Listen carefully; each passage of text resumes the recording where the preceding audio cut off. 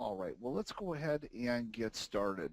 So basically, we have John and myself here. We're looking forward to going ahead and being with you the next 2 days, and really excited about this. What's going to happen here is John is going to go ahead and start off this morning, and then you guys should all have the schedule there, and then I will go ahead and pick up the rear this afternoon. And then as we go into tomorrow, John and I will be together, and so we're looking forward to a lot of fun with everybody. So we've got a big group here, and we're just looking forward to giving you guys a lot of great education, and John is going to go ahead and do the best he can to answer as many questions as possible, and then I will certainly do the same this afternoon. So with that being said, what we're going to do is, John, are you ready to take over the screens over there? Just about, Rob. I just want to do a quick sound check. If you can give me about 30 seconds. How does this sound to everybody? You sound great. Okay. So we're going to click on Change Presenter. Is that correct? You got it. Okay. And pop up. I think we want... so it should be showing, correct? Yep, we see the little coins in there and the 2-day seminar in that, so it looks real good.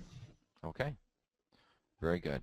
And so let's get moving with the disclaimer, and if you could, I'll let everyone have a chance to read the disclaimer. Important for those to read.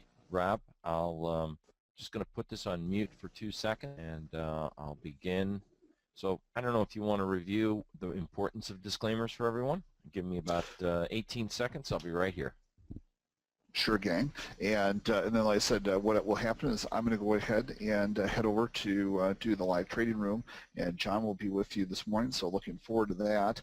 And but it's of course from a disclaimer perspective, we're going to be talking about and perhaps showing profits. We'll be doing some live trading as the plan for tomorrow morning. So of course, we just want to go ahead and make sure you understand that from a perspective of past performance, not indicative of future results. I know you guys have all seen the look at the the disclaimer, read it, and understand that we are trying to go ahead and teach you some things that we feel are important, but you need to understand that we're not expressly saying you should go buy this or go buy that today, but we will go ahead and be using this information and then showing the plan is live trading tomorrow morning. So just make sure, of course, as John put a note up there about please don't record this and or reproduce it. John and I have to, make sure you understand it's not nice. And, with that, just understand before you do any sort of trading or investing of any sort of representative and your risk trading plan before you do anything.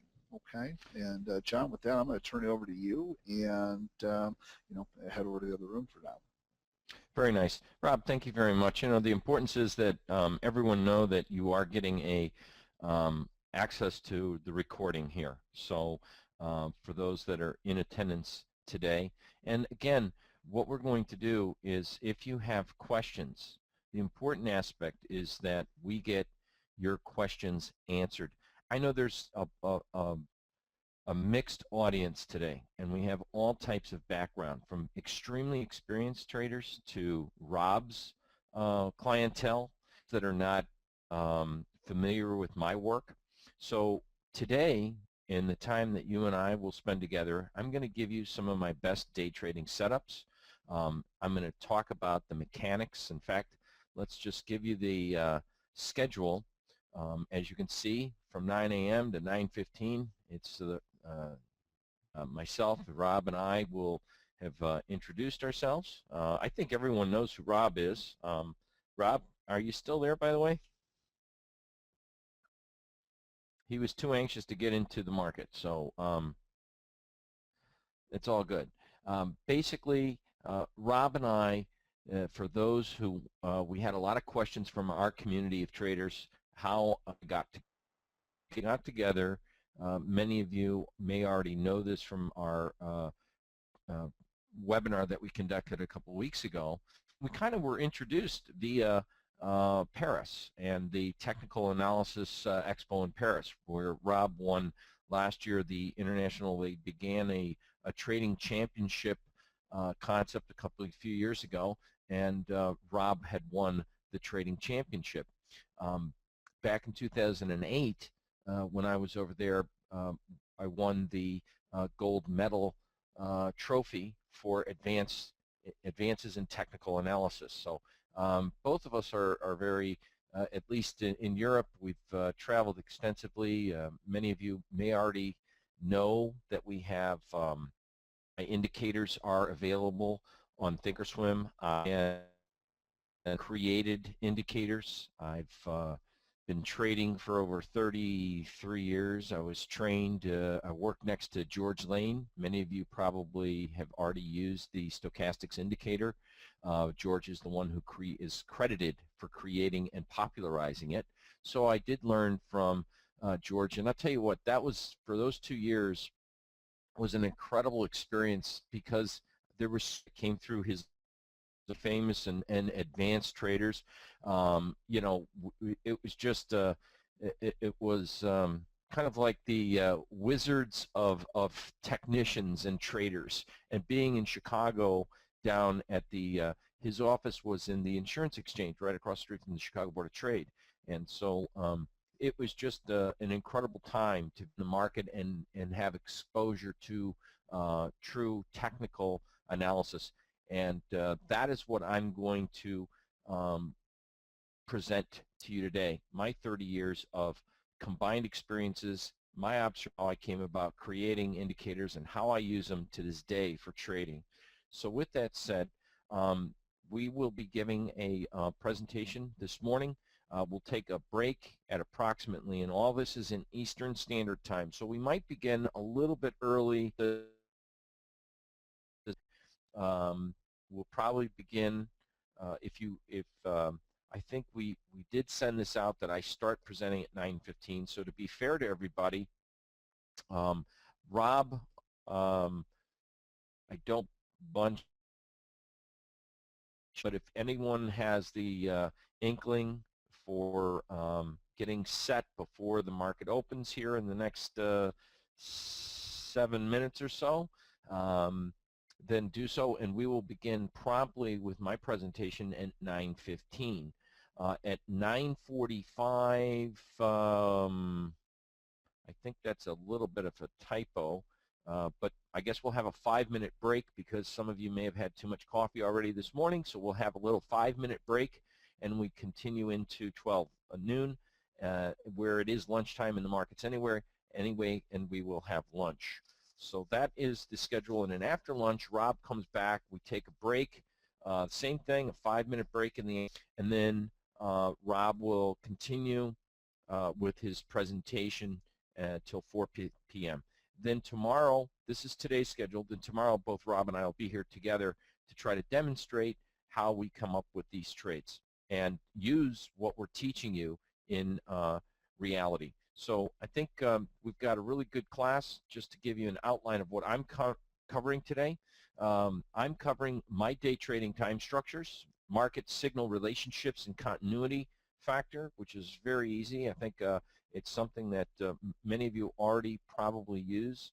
And I think that's the neat thing when you find good traders, you know, they might have very similar styles.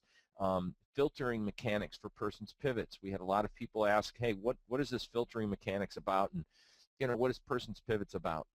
We're going to briefly cover Person's pivots. I'm not going into any detailed about pivot point or the math formula. They're readily available. I'm not going to waste your time with that. They're readily available for free. We've written many articles on our website all over the world. We've written articles for futures magazines in the late 90s, and Stock Commodity Magazine. It's just, you know, I've written many books on them. So Person's pivots is what we're going to focus on, and the mechanics behind it.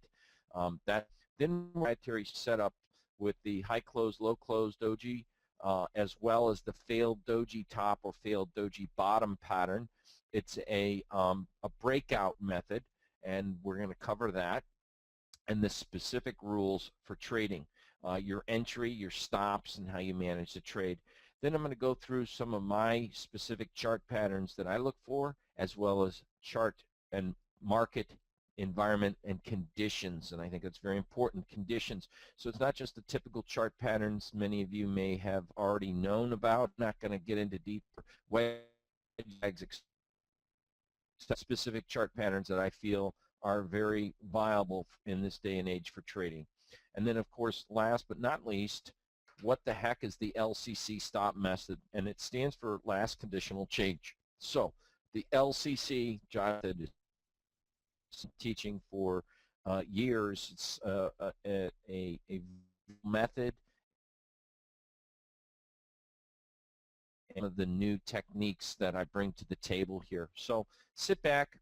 I want everyone to just relax. We're going to begin in exactly 4 minutes. Okay, so I'm just going to mute that so we don't mess up any settings, and we'll start in exactly 4 minutes on schedule for those who thought we were going to start at 9:15 Eastern. So it's 9 to be precise. All right. Any questions? Please, as we go along per section, I will try to cover those questions in that session. Okay. Excellent. Thank you all.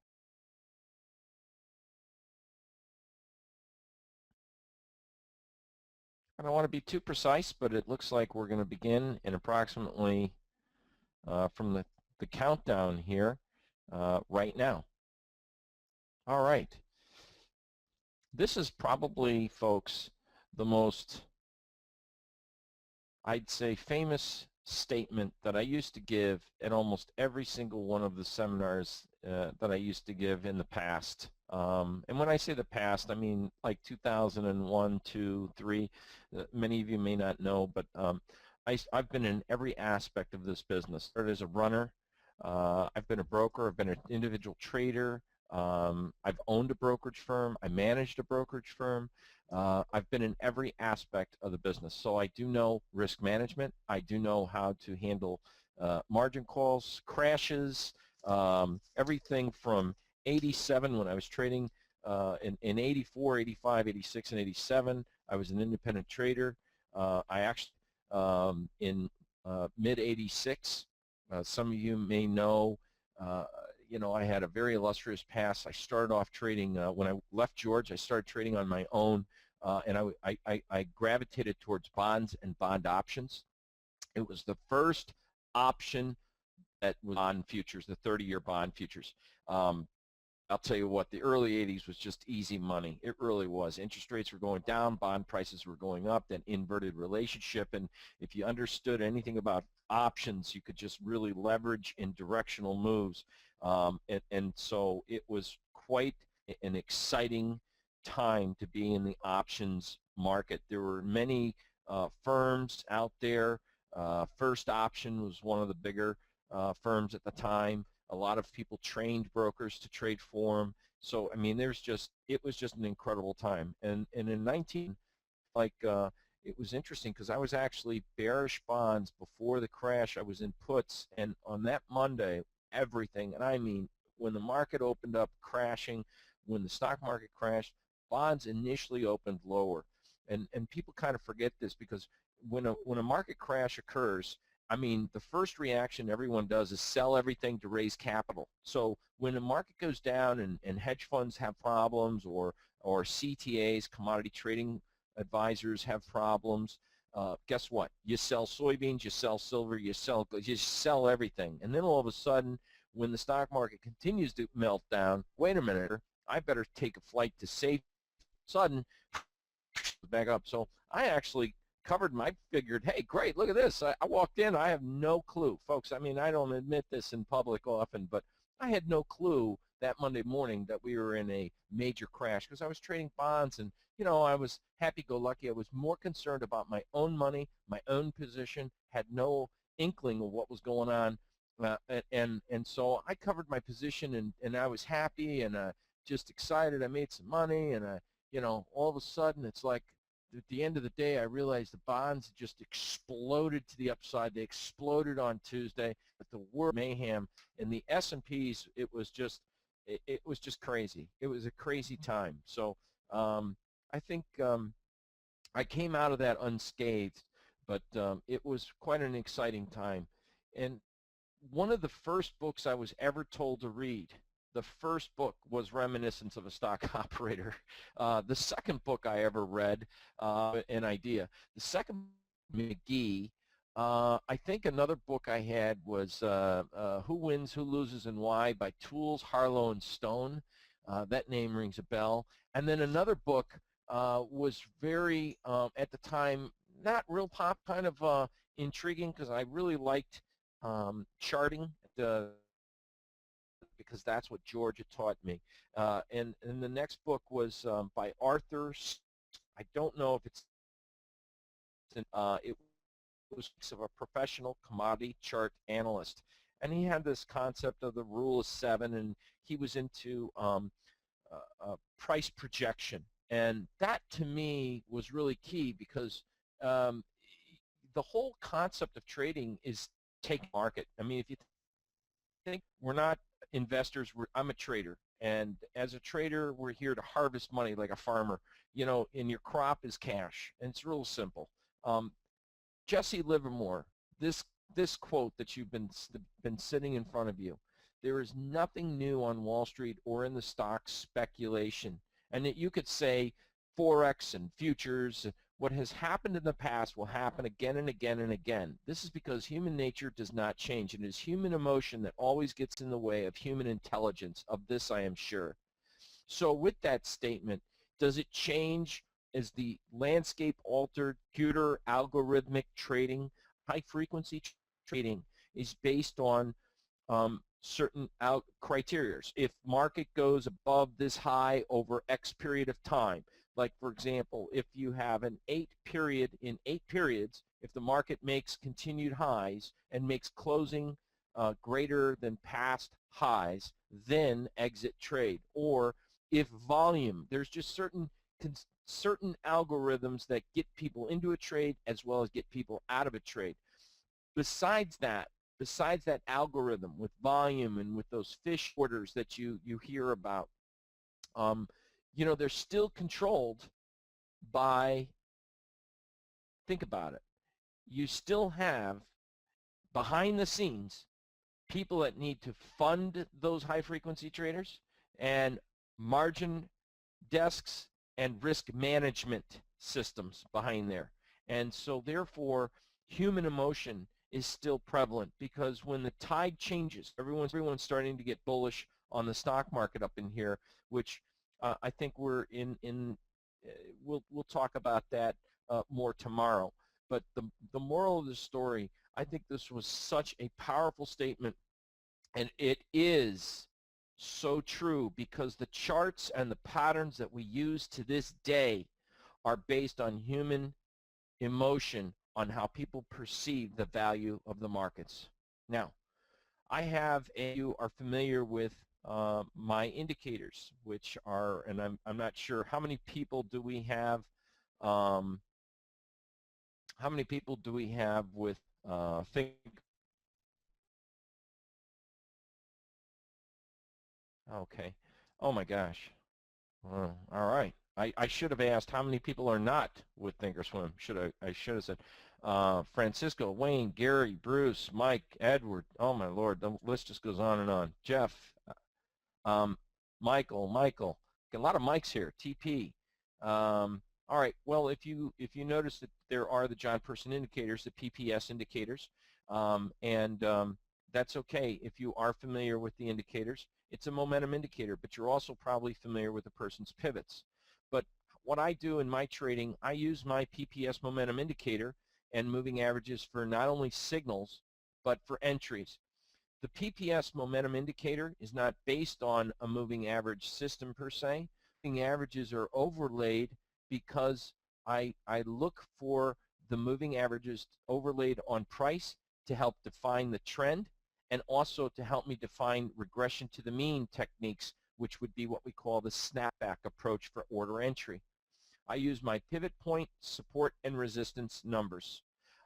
And more importantly, I use specific candle patterns, and we'll go over 3 of the top patterns that you could use day in and day out in different techniques.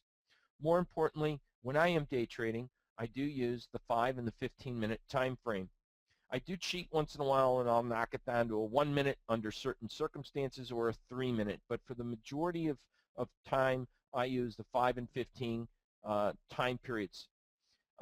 If you take a look at this on a PPS on the bottom of your screen, and I'm going to go over here and get the, we'll try not to draw a whole lot, because drawing actually is bad for me. We don't want a pen. I can't draw very well. So more or less, you can see that this is a 15-minute, it says right here, 15-minute buy signal. When you get in a 15-minute buy signal, it happened at this point in time on a 5-minute chart. So what I like to do is that I generally like and feel that the dominant trend for day trading is the 15-minute time frame. If the 15 minutes in a buy mode, then I like to take 5-minute buy signals and go higher degree time frame momentum. I will not sell unless given a reason to sell, like a low close doji pattern or an indicator sell signal. To confirm this, I use market signal relationships and continuity across the main indices. So most people here day trade either the currencies or dollar-based commodities like gold and crude oil, but more traders are day trading the stock indices. It just, not that I'm a rocket scientist, but I could just look at the daily volumes and tell you the majority, the E-mini S&P. There are certain times of the year where you'll see, like right now, where the NASDAQ for the last, actually, believe it or not, or at least week and a half, the NASDAQ has actually been the leader in the market, and we've been seeing technology bring up the ranks. And the scary thing is now, week after Friday's unemployment report, the rest of the world seems to feel that now's the greatest time to buy technology sector stocks. And the funny thing is that that is kind of true. There is a nice little run in the market, but coming into the second or third week, many of you may already know about a little bit about my work, is seasonalities. And I wrote this, I co-author this book called The Commodity Trader's Almanac. Yale Hirsch, who started 45 years ago, I believe it is now, Yale Hirsch started the Stock Trader's Almanac. His son and I, Jeff, we co-author the Commodity Trader's Almanac. And what I've been doing for years, decades, is looking at stocks that have a high correlation to, of course, you know, if you take a look at soybeans, you would think of Archer Daniels Midland, Monsanto, for example, and then, of course, potash, the fertilizer, anything to do with planting and harvesting, John Deere, for example, all actually have a supply and demand function that goes and coincides with agricultural products. So what we brought to the table at Commodity Trader's Almanac was seasonalities of not just stocks, but also ETFs, because many people just are afraid of trading futures and holding futures overnight, which is why we're doing this presentation for day traders specifically.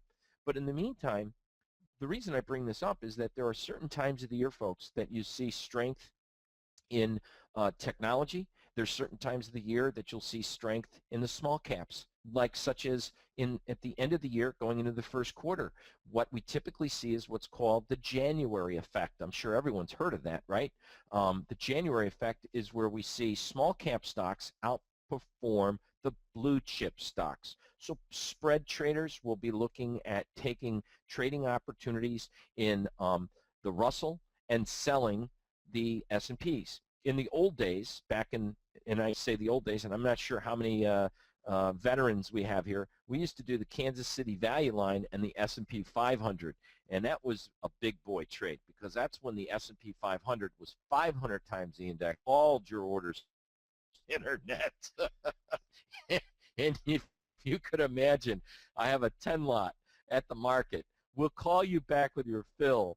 I mean, just giving money to the traders in the pits. But there was those times, look at this phenomenon. And so there is reasonable expectations to to to look at all four of these market indices all the time, but within certain times of the year, one sector is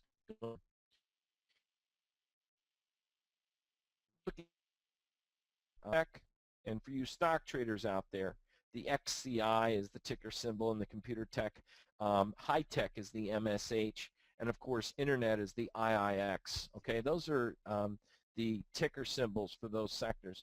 They generally do well starting from April into mid-June. So the moral of the story is we're already in a seasonal aspect, those stocks and that the stocks within those sectors to outperform the broad-based market, and that's what we're seeing now. It's actually a roadmap happening. So that's why technology is kind of the NASDAQ. If you wanted an explanation, it's not just the Apple effect, it's the broad-based market. You could look at the NASDAQ Composite Index, and you can look at the NASDAQ 100, and you can see the breadth, the advanced decline is really outperforming. So as long as that continues, it's just we're seeing a little bit of rotation into that, as well as in the last couple of days we saw bank stocks, like look at Bank America up, a big way. I think for a day trader, this might be a little bit too much information to say, hey, listen, man, I just want to, look for a momentum, put my stop, place an order for my risk, and go with the flow. I don't need to analyze all this. I think what we bring to the table is to say, well, that might be good. Perhaps you will have a better understanding of if you know certain areas lead the market. Now, here's the trick.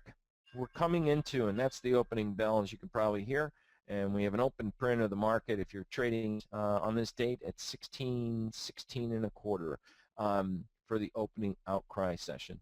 Moral of the story is these four indices give everyone a true, when we're looking for buy signals, I just don't want to see a buy signal in the S&P. I want to see a buy signal in the NASDAQ. I want to see the trend up in the Dow. I want to see the trend in the Russell. Some people, we call this relative strength.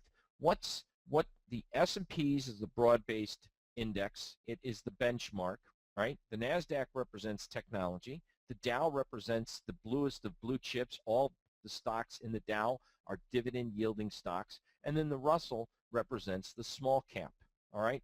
There are two others. You have the NYSE, the New York Stock Exchange Composite Index, but we don't trade the futures on that, as well as the NASDAQ Composite Index. So the NASDAQ Composite Index is a list of all the stocks within the NASDAQ versus the NQ, which is the NASDAQ 100.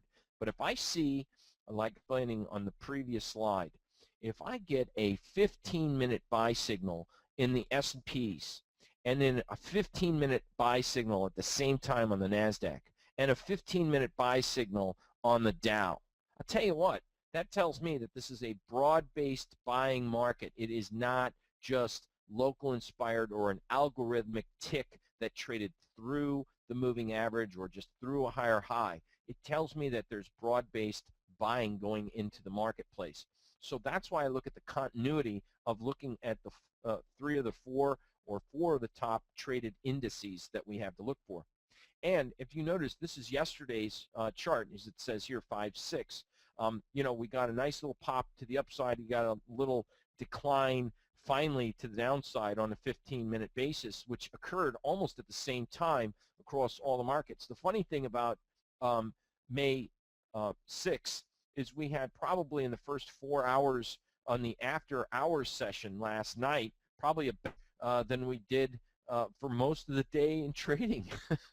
So here we are trading at a newer high in the S&Ps. We tapped 1675. We have a high at 1617, which is pretty close to a very strong resistance level and puts us close to 14% on a year-to-date gain in the market.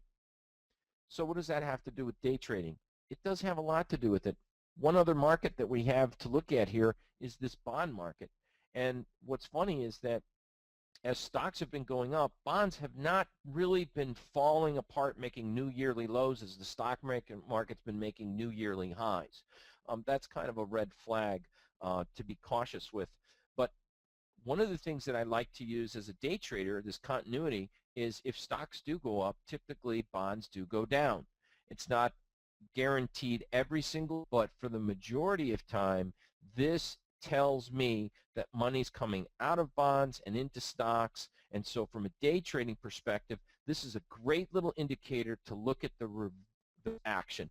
When stocks go up, bonds go down. So I like to see, do we get almost at the stock market in the 15-minute in the same time frame, and then at the same time, are we in a sell mode? Do we get a sell signal to the downside?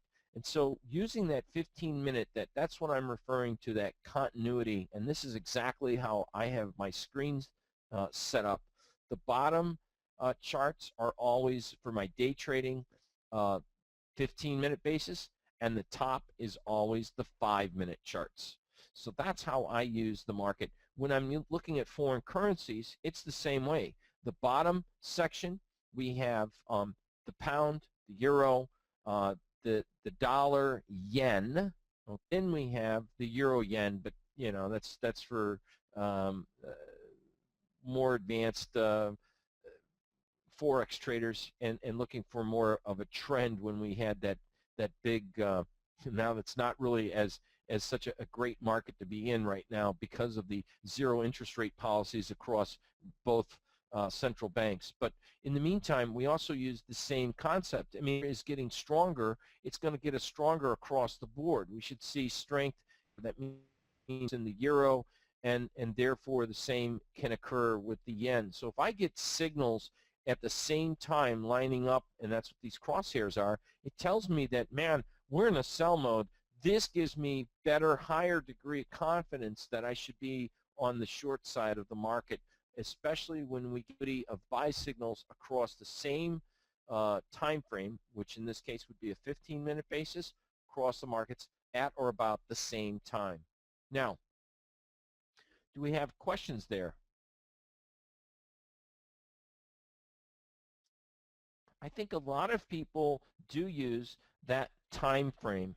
I think that for the majority of people, the time frames that you do use, it may alter a little bit. I mean, the 60 minutes good to look at, and then we'll talk about the buy signals that populate on an end of day basis, and that's actually going to be a really neat thing to discuss as we get into the now we already used.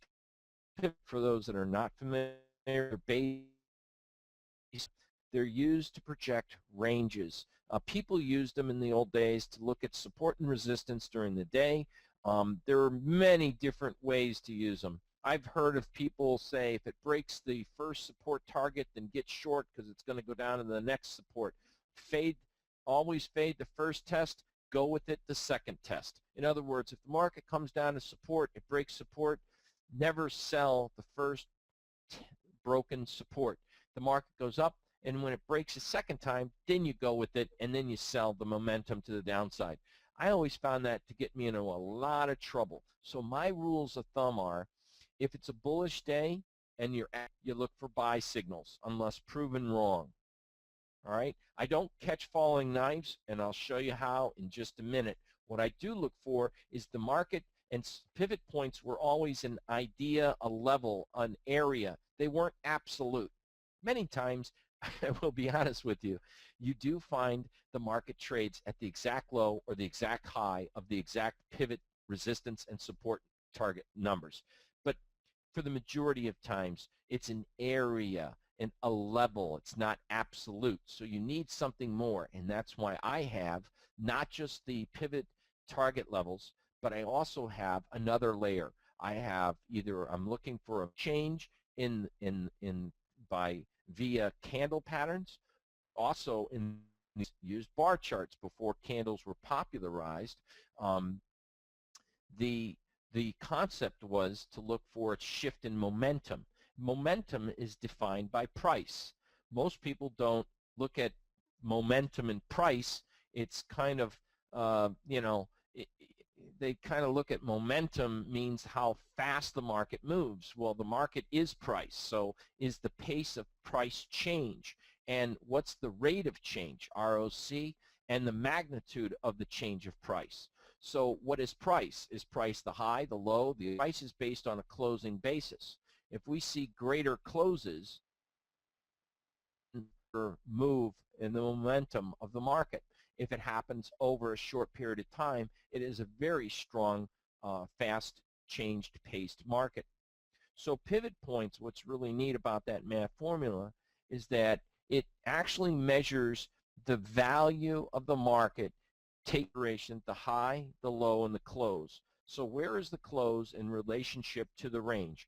If the close is greater or closer to the high, you're going to have two values closer to the high and one value at the low. So your mid price is not going to be at the median of the range. It's going to be at the upper end of the range, thus giving you a better gauge of value of the market.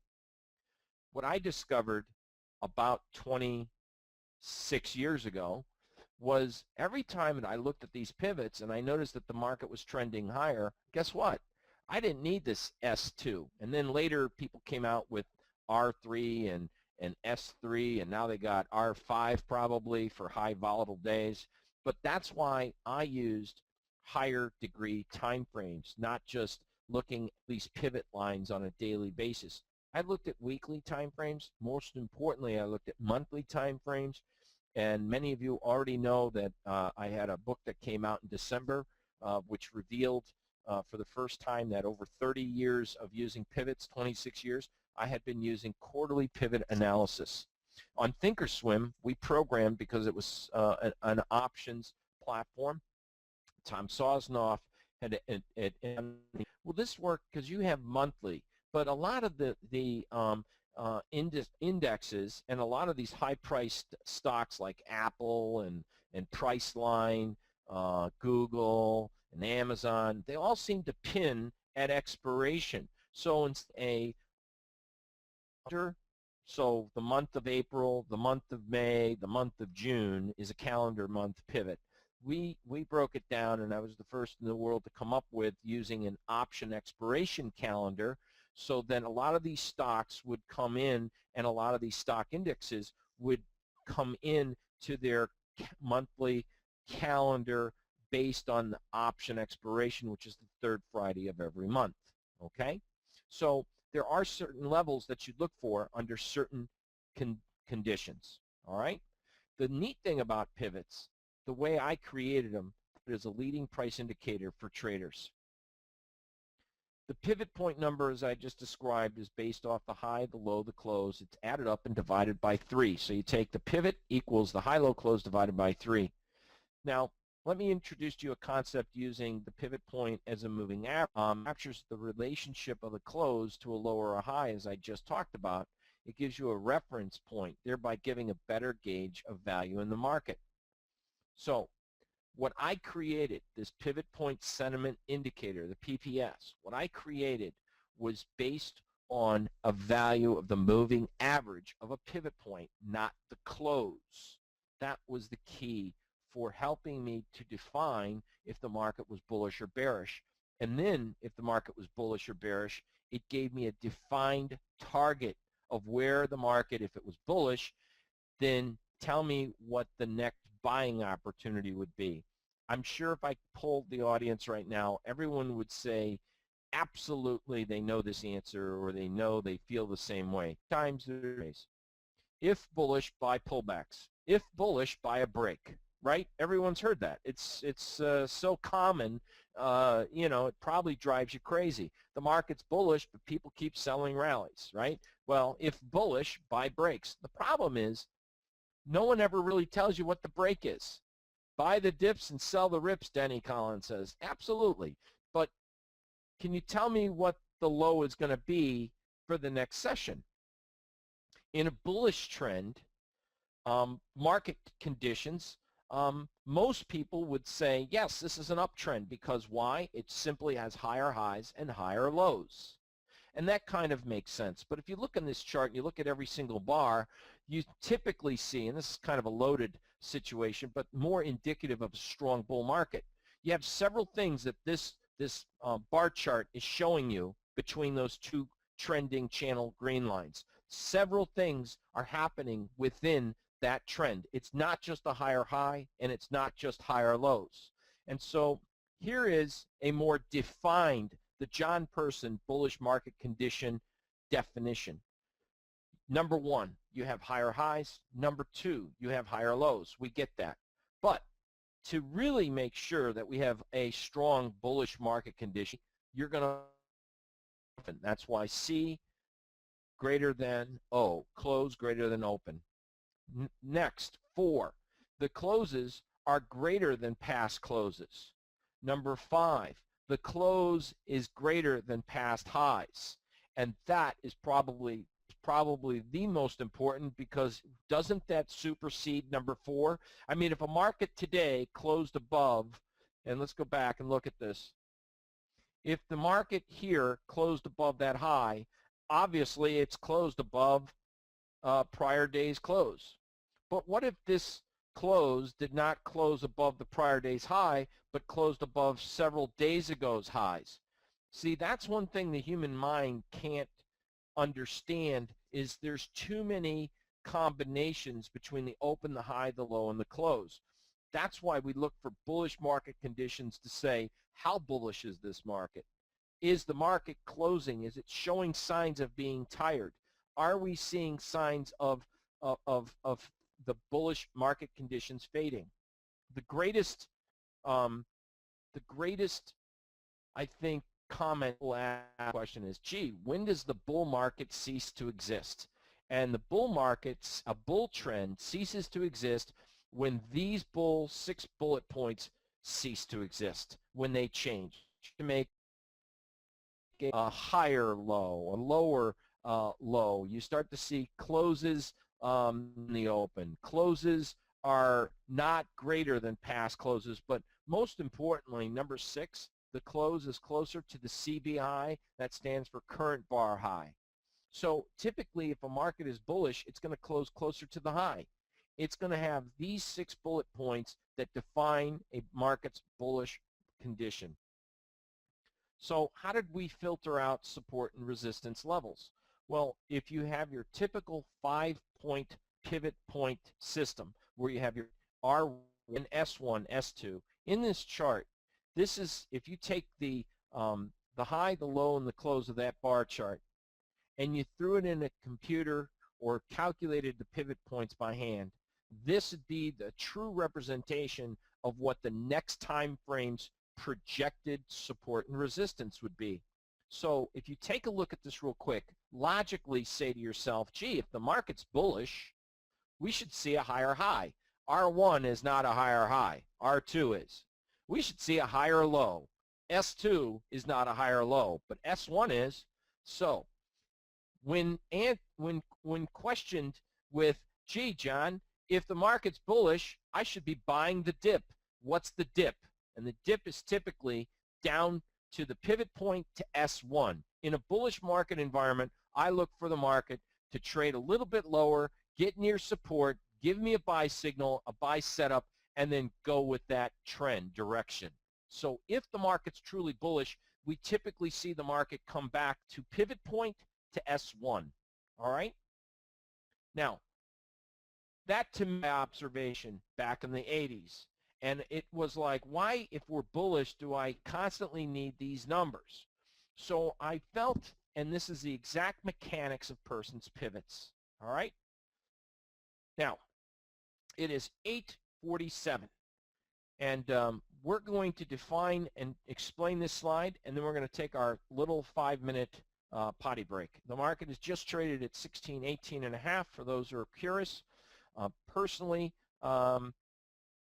I think the market's got a little bit more upside, and we can give you our opinions in trading later in the morning because we're a little bit underperforming in the today's leadership in the NASDAQ. It looks a little bit tiring here from a percentage move. But in the meantime, the Person's pivots was built based on a hidden moving average system. And that's why you only see one resistance and one support, because if the market's bullish, then I want to see where the market can go down to. What were the moving average values? The moving average value was a pivot point, a one-period pivot point, versus a three-period pivot point moving average. So if these are days, it would be Monday, Tuesday, Wednesday's pivot point. High-low 3, 3 Tuesday, high-low close divided by 3 Wednesday. You add that 3-day pivot point up and you get a value. Now, on almost every single chart and every single indicator I have, the 3-period pivot point moving average is a gold line, and the pivot point is a blue line, and we'll share that with you as the day today and tomorrow progress. But when the pivot point, let's call it a short-term moving average, is above a higher degree time frame moving average, the market is deemed to be bullish. So if the one-day pivot is above a 3-day pivot, the market's bullish. If bullish, we filter out our support and resistance. If bullish, up to R2, and that gives me more of a gauge of a defined technical outlook on the market, not a human emotional outlook on the market. So let's take our 5-minute break, and we'll be right back with the markets. And so we should be back. Everyone should have had a chance to have a little break, refill the coffee. The comment I made about the Nasdaq, we have the S&P's up 0.3%, trading at 18.25 halves now. We have the Russell up over 0.57%, a little over 0.5%. Russell today coming into the leadership for today. The Dow was only up 0.3%, and the Nasdaq's up 0.2%. So that's why I say it looks like, from a relative strength perspective for the day, for all those who are looking for technology to continue to lead, technology is a little bit lagging versus the smaller caps right now for today and yesterday, actually. So with that said, I think when everyone figures it out, it's probably too late. But in any event, just a little bit of market contrarian indicators. Okay, so where we left off was what makes the the mechanics behind Person's pivots really work. And it's not just someone sitting behind the scenes going, today's bullish, today's bearish. Today, one of the interesting things is tomorrow when we show you the daily Person's pivots. We did this presentation for Nadex. And Nadex is a binary exchange, and I'm sure many of you have heard the name. Maybe you're not familiar with the product, neither here nor there. But another platform that I've used for over a decade and change now is Genesis Trade Navigator. Some of you already have Trade Navigator. And what the folks over at Trade Navigator did, is they actually built in like a time clock. It's not a time clock, but it's a back test, ongoing back test study that shows the value of Person's pivots performance. And so for the last 3 years, I mean, every day goes by and it adjusts the track record. When Person's pivots, it breaks down bullish and bearish, two different conditions, right? In the last 3 years, it is right now, or as of last week, and I'll share this with you tomorrow, the up and coming current performance. It's 84% accurate in detecting a bullish outlook for the market.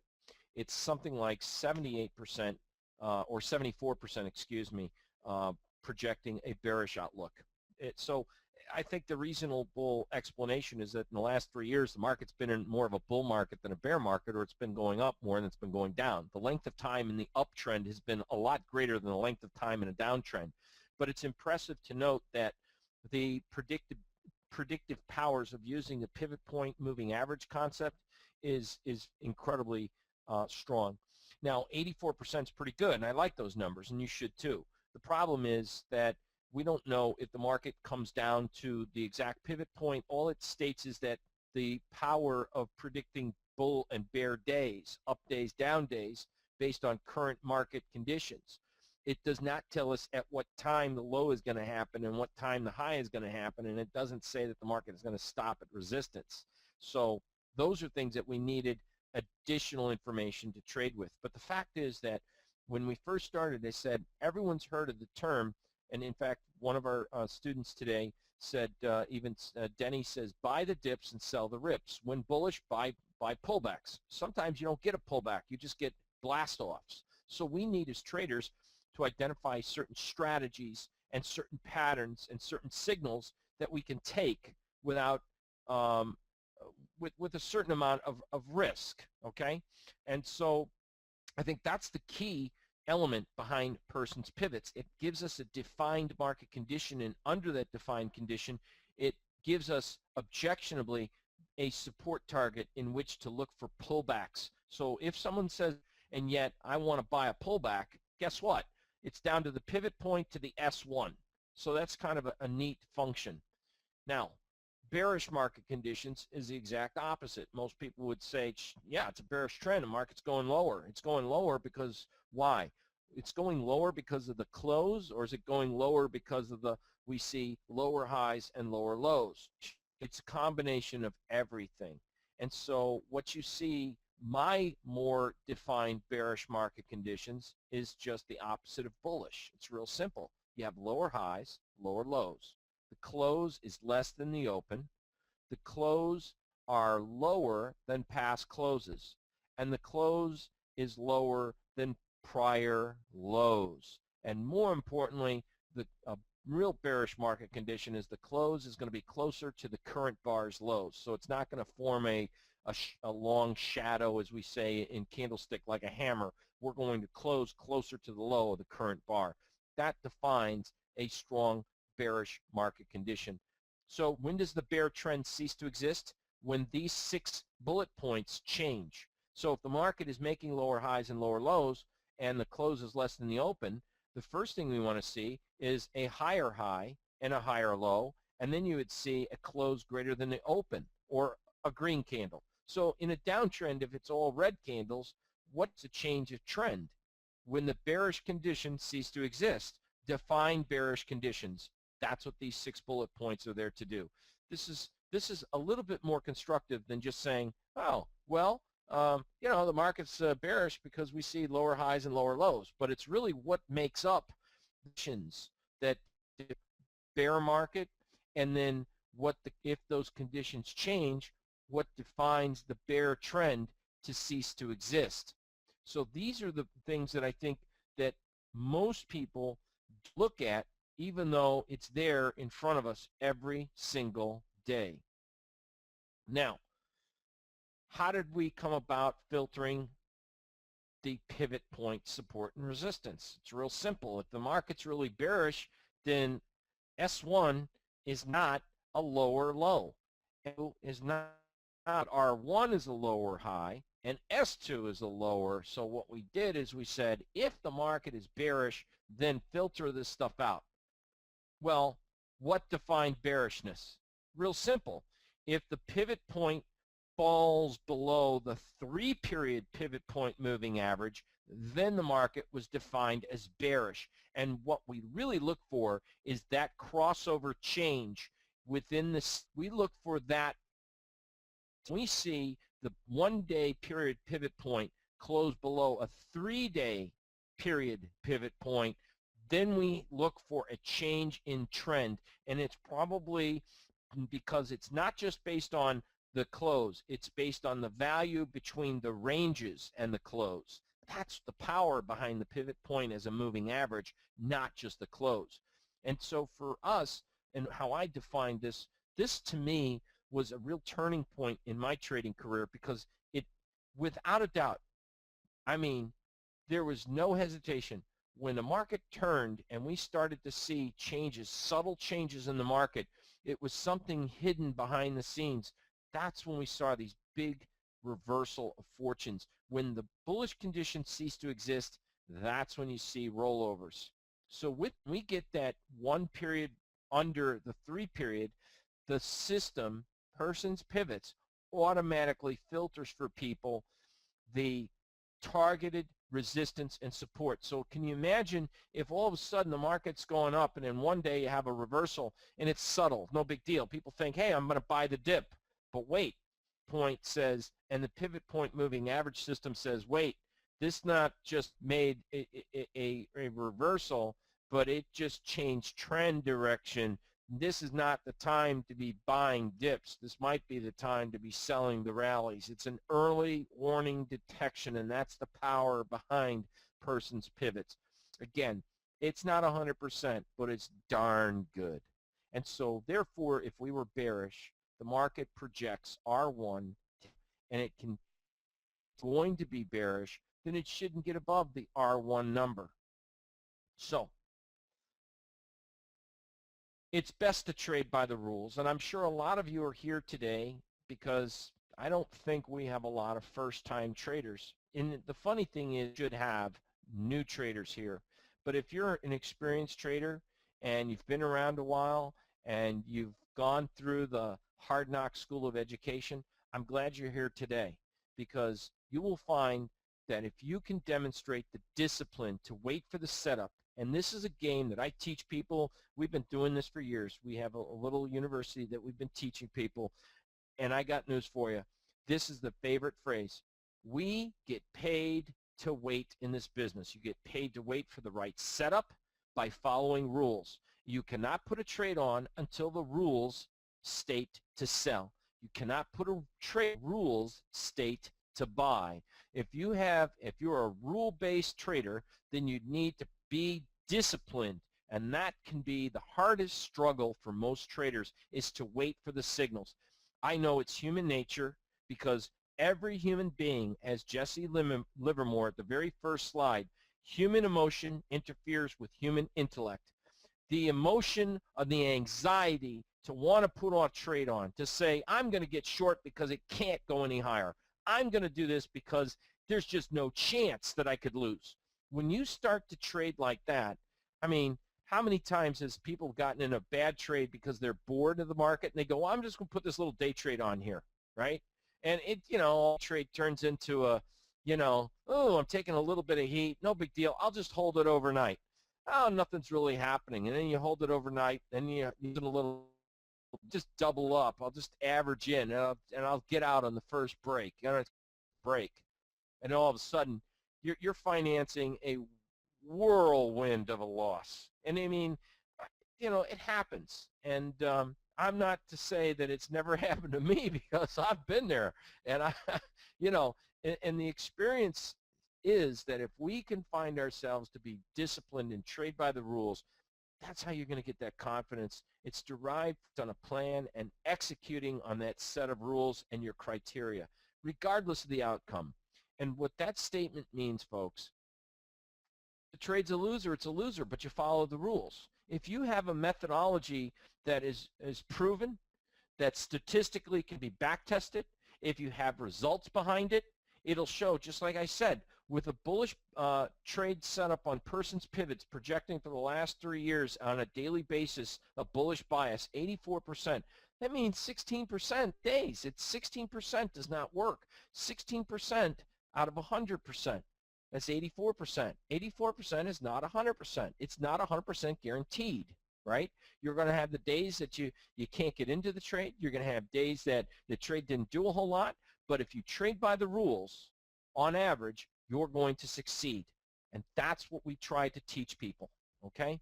So in here, in the market, regardless of the outcome rules, you trade by set. So when certain setups that will require us to act immediately and enter market orders, breakouts or stop losses, okay? So continuation channels, and some people do all kinds of crazy things.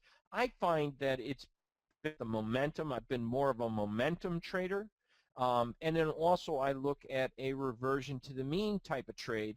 But as a mean reversion trade, I look for short-term momentum shifts in the marketplace to go with that trade, okay? There are other times that under certain circumstances and certain conditions and setups that will allow you to wait for pullbacks and set limit orders and wait for prices to come to you. We call them snapbacks. That's my snapback approach. We'll show you that today in detail.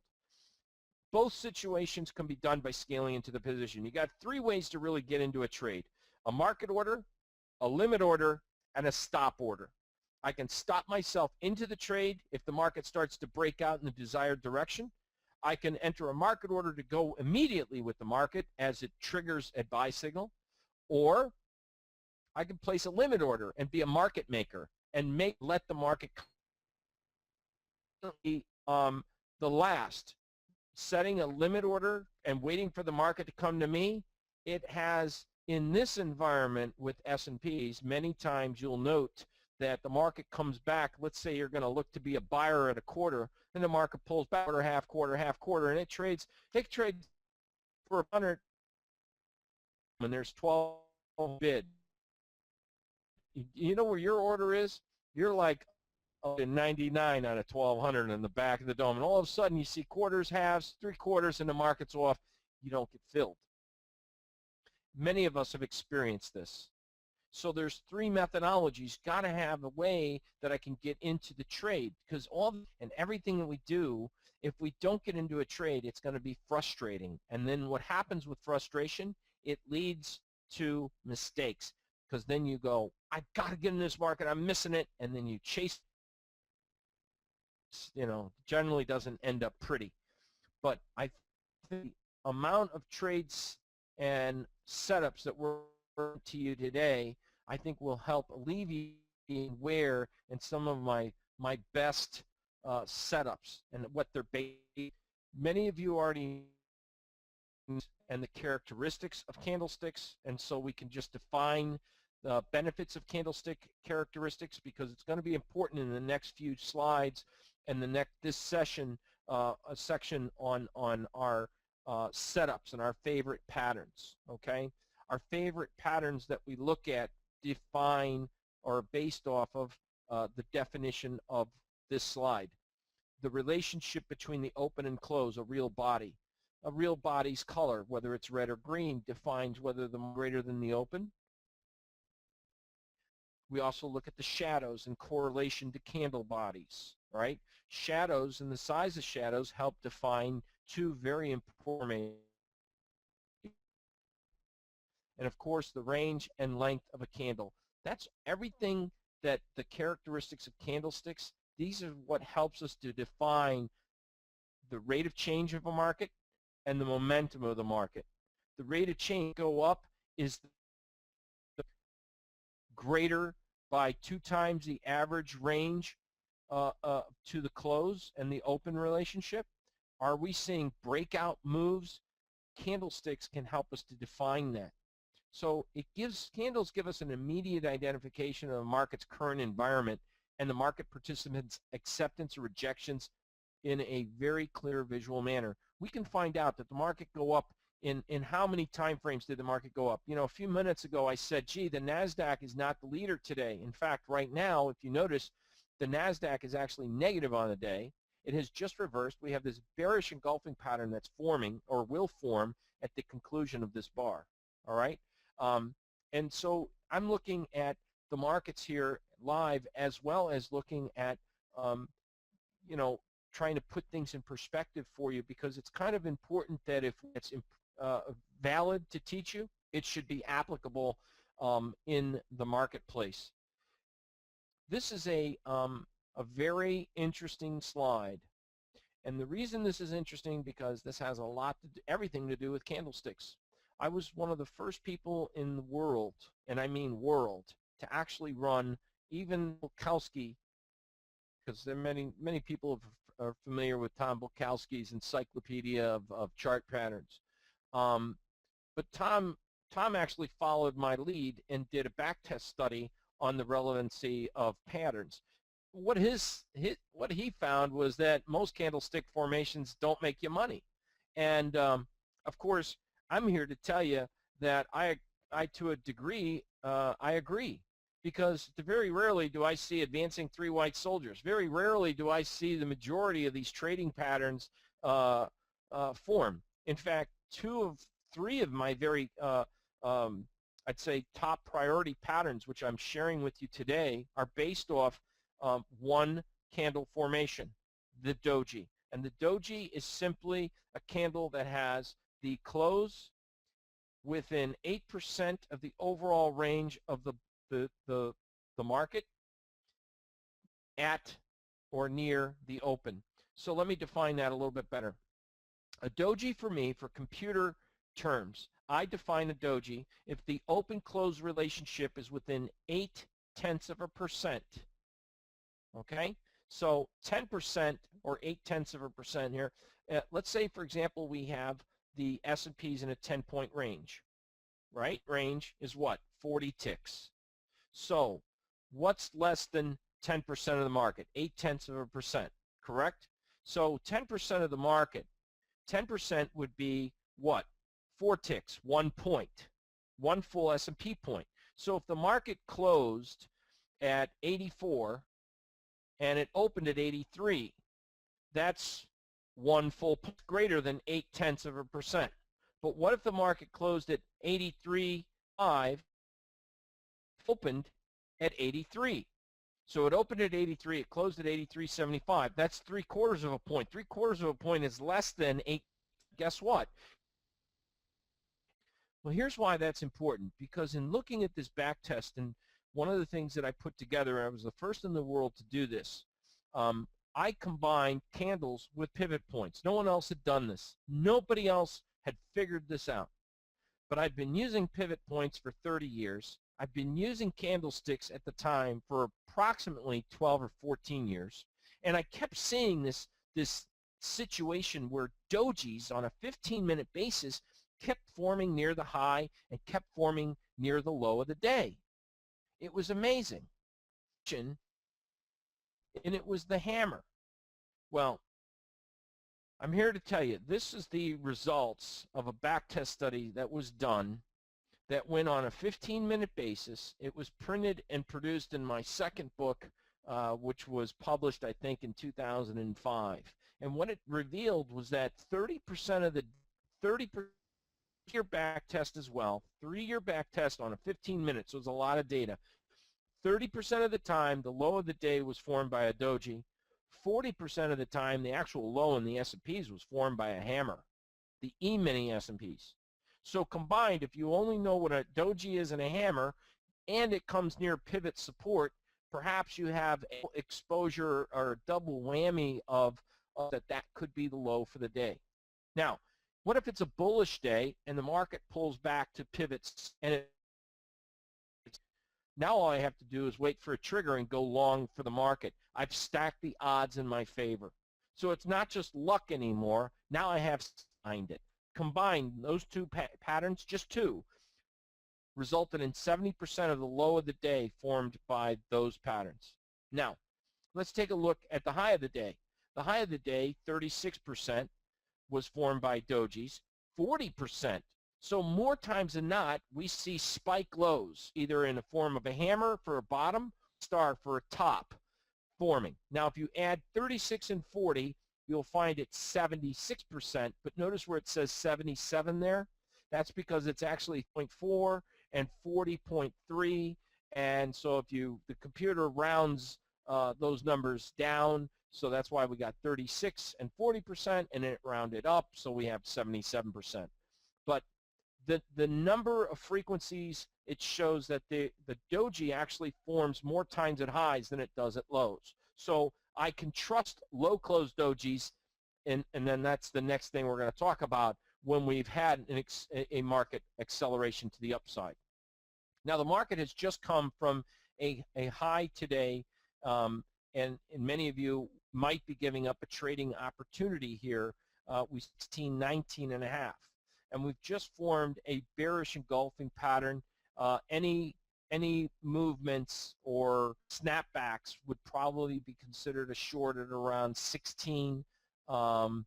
If you're not already short on a breakdown of 1615, but a pullback up to approximately 1615 3/4 would be considered a decent short position, just ad-libbing here as we are looking at the markets during this two-day event. So a bearish engulfing pattern is not in here. So notice that the top, those are the likelihood of patterns. We didn't get that shooting star, and we didn't get a hammer. We didn't get a doji. What we got was a bearish engulfing pattern formed the high today, a bearish engulfing pattern. So mine, and we'll talk about that later in the session. What I want to focus in on is my proprietary high close doji pattern.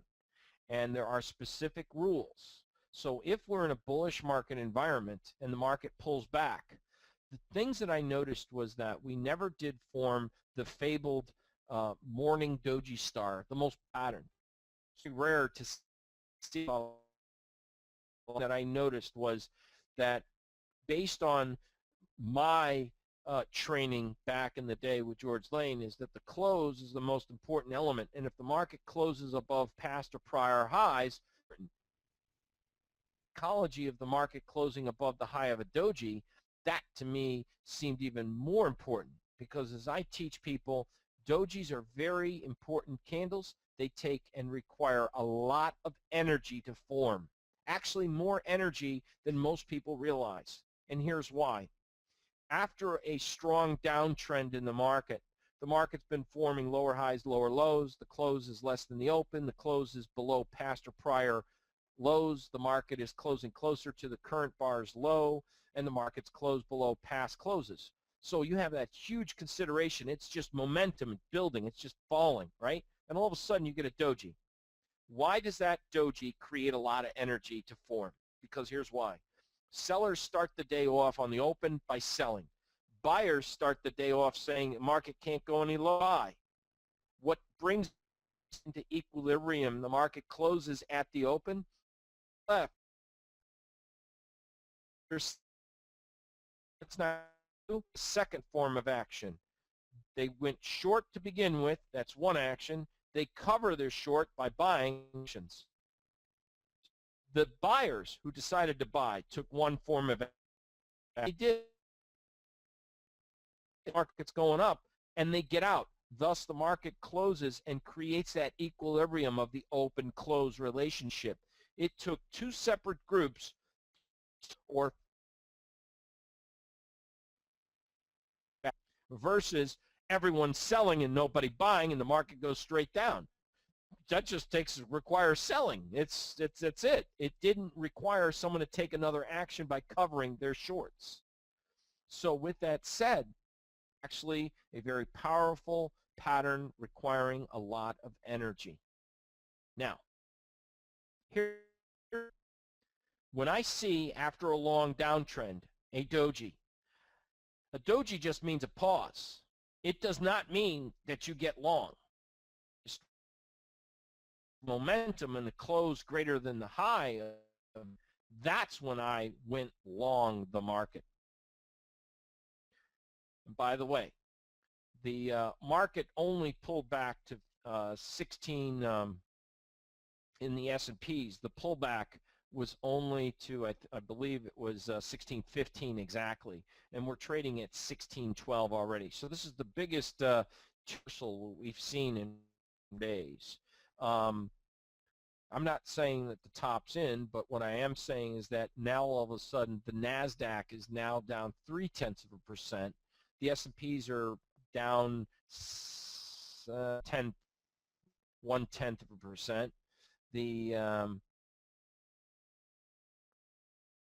Russell is down 1, and the Dow is still barely. So snap back to the upside rather than chase the market. This did form a little high close ago. This pattern right here exists in the bonds right now. So here's the rules. You would buy on the close after a downtrend. So buy on the close or the next open once a new closing high is made above the high of the doji candle. All right. The market's in a downtrend. A doji forms. The dashed line represents the high of the doji. Now, the rules state once a new closing high is made above the high of the doji. So that means greater than. It does not mean equal to. Okay? Make sure you're darn well aware.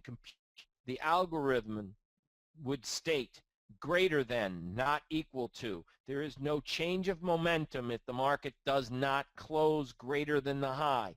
So you see a doji after a downtrend, you make sure that the close, even if it's one tick above that high, one tick is greater than. It's not equal, but close is not greater than that high. The rules state that you buy on the close or the next session open, which is a nanosecond later. All right? Initially, place your stop below the low of the doji or below the lowest low of the past 4 bars. The within 4 bars or the bar of the low, somewhere within there, it will be the low within 4 bars. Now, initially does not mean till hell freezes over. It only means that this have a defined risk mechanism in place. It does not mean that you have to stop forever. It means that's where you initially get in, that's your risk, because if the market gets a change in momentum and buyers step in, we should see immediate results. Within 2 to 3 bars, we want to see immediate results. Now, what's immediate results? Obviously, we all want to get rich quick because that's the way we are. But immediate results does not mean a profit off the trade. It's always nice, don't get me wrong. But immediate means to show me that the positive momentum has shifted from negative momentum. The bearish trend ceased to exist. We should start to see buyers gradually start to come back into the market. Remember, tops take longer to form than bottoms. V-bottoms is what the term is, and we see a lot of times the market will start to gradually see increases. So yes, we want to see a profit, but also what we want to see is a higher high, a higher low, the close greater than the open. We want to start to see bullish conditions start to form on the charts. And that when we see bullish conditions, we can move our stop up. And we're going to talk about how to move our stop up when the last conditional change candle method as we get closer to the end of today's presentation. Okay? So this is the exact rules on entry, stop, placement. Now, if you look at a bar and it has closed dramatically higher than where your stop has to be, there are certain circumstances where we will use a scale back approach. In other words, we'll use half of our normal lot entry order to pull back into the market. Otherwise, it's too great, don't do the trade. Trust me, there will be another trade. There will be another trade. All right? Now, the low close doji, it's very similar, yet opposite. All right? The close of the next open after a new closing low is made. So it's within 3 bars. So a doji forms. The next bar, in this example, bar is 2. It closed below the low of the doji within 2 bars. Do you see that, everyone? Within 4 bars, it's negated. If it happened in 5 bars, don't take the trade. It has to happen within 3 bars. I can't explain it. I think what my explanation is this. I can explain it. That if the market's going to reverse and move lower, the change in momentum immediately. If there's a doji and it doesn't close below the low, rather than a reversal, you enter on the close. This is a market order or a limit order at that price, but you're in on the close or the next session's open. Your stop goes immediately above the high of the doji or the highest high of the last 4 bars. If this is going to be the top, it's generally the doji or within the last 4 bars of the trigger. The trigger is the candle that closes below the low of the doji. Now, what constitutes a signal? The low close doji. But let's say you miss the low close doji, and then the next bar moves lower, and the price closes below a prior low. Now you've got conformity of a bearish trend, but you've missed it. And notice that the price is now, the price being the close, less than maybe moving averages, whatever moving averages you use. And you get a moving average crossover, for example. Well, I have what's called the snapback approach. I don't want to, now that the market's way down here, I don't want to place my stop above the high of the doji or the highest high of the last 4 bars, which would be this second black bar right here, right? Because, gosh, look at the distance there scares me. What if, and this is the snapback approach, what if the distance from the close to the distance of the last known value of the moving average, if you placed a limit offer for a small snapback for the market to get back, not 100%, the close up 100%, that would be darn near impossible. What if it only snaps back 75%? So therefore, if the market did go all the way back up to the last known value of the moving average, it would trade through your offer, allowing you to get filled, right?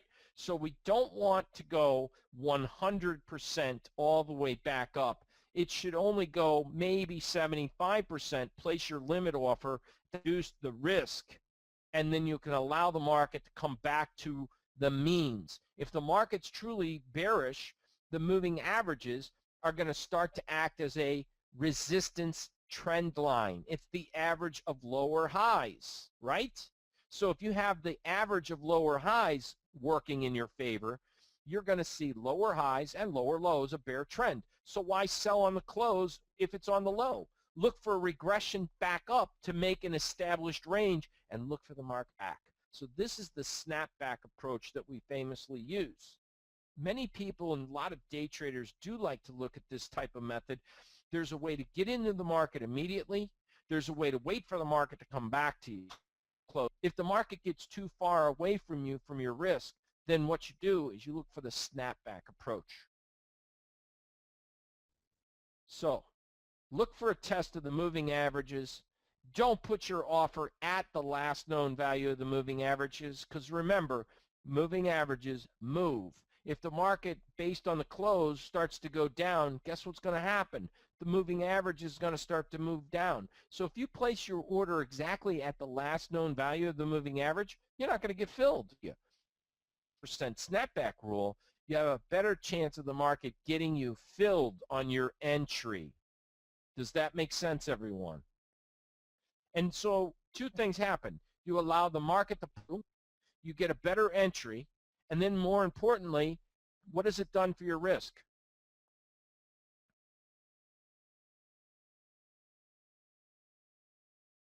You've reduced your risk. If the doji is so powerful, if it showed that there's a change in sentiment of the market, right? The market goes up and up, up, up, up, up. All of a sudden the doji, the market's showing signs of being tired. It expunged itself. You get that low close doji. You could sell the snapback trade. Then if you're going to see a continuation of the downside, to make money in the S&Ps by chasing it. Very hard, folks. Immediate breakouts to the means, and you want to look for the market to pull back to you. But we don't want to miss good opportunities either. So we have to have that fine back approach method. Using the high close and low close gives us a better defined setup and signal. I mean, anyone can trade a doji, and everyone can use an evening star and a morning doji star, but most people don't know how to trade it effectively. So that's when I made this they were unique to me, and we actually published them. And so a lot of people look at them and think, oh, it's a doji, and they don't understand. And I've had many times people have bought my books and they just missed there's bullet points actually, and the bullet points are very specific, but many people just, you know, they skip over the bullet points. I don't know why, but you know, there's certain times in the location that we're looking for the trigger, and this is probably the most reliable setup. If you get a doji after a strong rally, right? In the S&Ps, dojis typically, we already know what the potential high and low of the market is. And what if that doji and a low close doji happened at or near the predicted pivot resistance? The pivot point says that that might be the high for the move. The doji says that this could have potential statistically of marking the high of the day. Now, if I didn't get up at 2 in the morning and the market had this huge blast off trend to the upside, I missed the trend to the upside. So maybe I could take a counter trend trade and look at a low close doji and take something out of the market. And if it's not in S&Ps, then maybe I could use it for gold, and maybe I could use it for bonds. If anyone in the room trades bonds, I could certainly use it for the currencies. In fact, we did the backtest study, and I only shared it, folks, on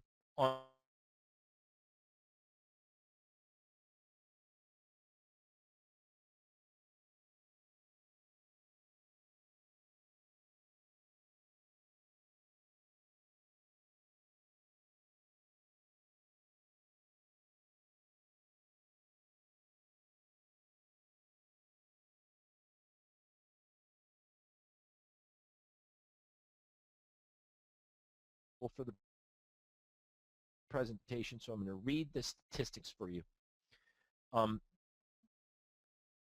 53% of the time on a 15-minute chart, the low of the day than in the S&Ps, isn't it?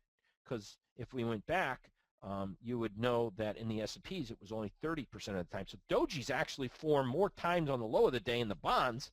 Hammers aren't that, they're not that prevalent in the bonds. They do happen, but 36. If you combine dojis and hammers to predict what the potential low might be for bonds, it's 8. Here's the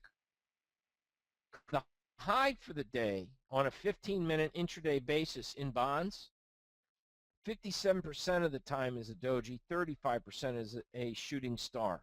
So dojis have more preference and forms at the high than do hammers or shooting stars for the low and the high.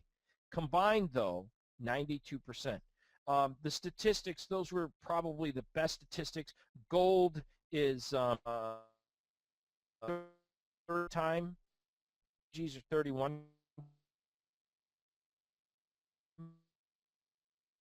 4% for dojis and 38% as well for shooting stars. That's pretty strong. The mini Dow is pretty similar to the S&Ps. We did the yen, the euro, the Canadian dollar, and the British pound. So this was a backtest study that was published to find out for intraday trading based on a 15-minute basis. So our mission, if you get an uptrend, and the key is the condition. What's the condition? It's just not anywhere. The market has to have an action. It had to be, in order for a reaction to occur, there had to be an action. So it's not just a doji in a sideways market. That's no action. It's got to be in an uptrend, and then you get a low close doji. It has to be a downtrend, and then you get a high close doji. Sideways markets, we have different setups, okay? So make sure that you understand the high close and low close are after rallies and after breakdowns. Okay. This is of my favorite patterns. This is one of my favorite patterns. This is kind of like the secret sauce. There are many variations. Many of you know that Rob and his were down time with us here in our Florida home, and they had them over at your house. You got to have them over. They're incredible guys. Sarah, they're wonderful people. And I, I'm fortunate to a lot of wonderful people in my life. And I think, the older I get, really, we become selective, and we become a little standoffish. Standoffish with Rob. I'd seen him at trade shows and the expos and conferences, etc. But it really wasn't until we sat down in Paris and broke bread and had dinner and really got to know him and his wife that found out what really lovely people they were. And I'm telling you something, if you don't think they work hard, these guys are beyond, they are in the workaholics. They are really passionate about their business.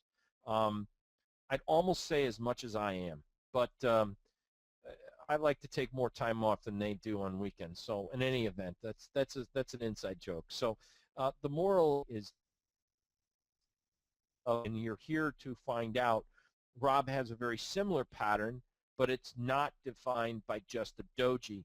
My failed doji is something we've been teaching for a long time. And it defined that when a market forms a doji and it goes down and it doesn't go down, and by the way, remember, I wish I could write this down because you need to see immediate results. Remember that. Immediate results within how many bars? 2 to 3 bars. What is an immediate results? It's profit and loss. It's also, we want to see lower high, lower low. I want to see the close less than the open. I want to demonstrate that the bull trend has ceased to exist, because it might take up to 3 bars for sellers to really pound. Remember that. Now, when we get to the failed doji top, it's after an uptrend. The market kind of moves sideways. You see a doji, and then you get a low close doji. It happens. It doesn't go down. Listen, man, you get a low close doji, the market goes down. If it doesn't go down, there's a problem. When the market and takes out the high of the doji in the direction of the current trend, it's generally a continuation pattern. So the second candle after the doji that makes a higher closing high triggers a buy. And you can stop yourself into a long position rather than chasing the market. But you can also look to buy on the close or the open. I like the failed doji because it needs to close above that doji high. So the high close, it's a kind of like a high close doji, but acts as a continuation. It goes with the current trend of break. I think a picture speaks 1,000 words. So you get this little uptrend. And by the way, this chart, I'm trying to look for no date on this chart, but this is, by the way, and I hadn't used eSignal in probably over 10 years. So I just want to let you know how long we've been using this pattern. And you do not hear me talk about this at any trade show. You don't hear me talk about this. This is one that I hold straight to my heart. This is one we saved. This is one of those secret ups, okay? In the doji, sometimes people like to take the breakout of you get the little uptrend of the market and you get a doji. And some people define the doji as, oh, the market ran out of bullish steam. Well, the truth of the matter is, guess what? The market doesn't really run out of steam. It's a pause. And then when the market starts to higher, you close above the high of the doji, and your stop still goes below the low of the doji, okay? So you would be getting in on the close or the next session open, and your stop below the low of the doji, and you're going with an immediate resume shift to the up top pattern. The market makes a nice advance, the doji forms, the next 2 to 3 periods tell the tail of the market. You close above that, you get a new closing high above the high of the doji, and you should see immediate results. And bottom line, place your stop below the low of the doji on a failed doji move. Interesting. So here's the trend. First thing this morning, it's of course Tuesday, it's 1 in the morning, you get a bunch 15 minutes. This is a failed, this doji, low close doji pattern didn't work. No, you start to see a doji, you get a high close doji moving up. So you'd be buying on the close or the next session open, you're placing your stop the low of the, all of a sudden you got another doji and you didn't see that. Now in the European session, I'm not here to say this is actually today this smart. Another high close breakout and your stop goes below that doji. In this case, risk, this case was approximately about a 1 3/4 point risk. And as you can see, the market continued to move up, going into a low close, and that's it, right? So typically what I look for on a failed doji is follow through momentum. I look for at least a 1-to-1 risk reward for the exit, but I look to stop myself in not on a higher high, but high above the doji. You get an uptrend, you get a doji. The doji marks the top to some people, not to you, because you've now been instructed differently. It's not the doji that makes the decision whether the market goes. It's the new direction of the market based on the close. So if you get a new high close price and it breaks out of that doji, anyone that would get, they're going to be scrambling to get out of this thing. And that's the momentum breakout to the upside. The failed doji top is a very powerful reversal with a defined risk as well.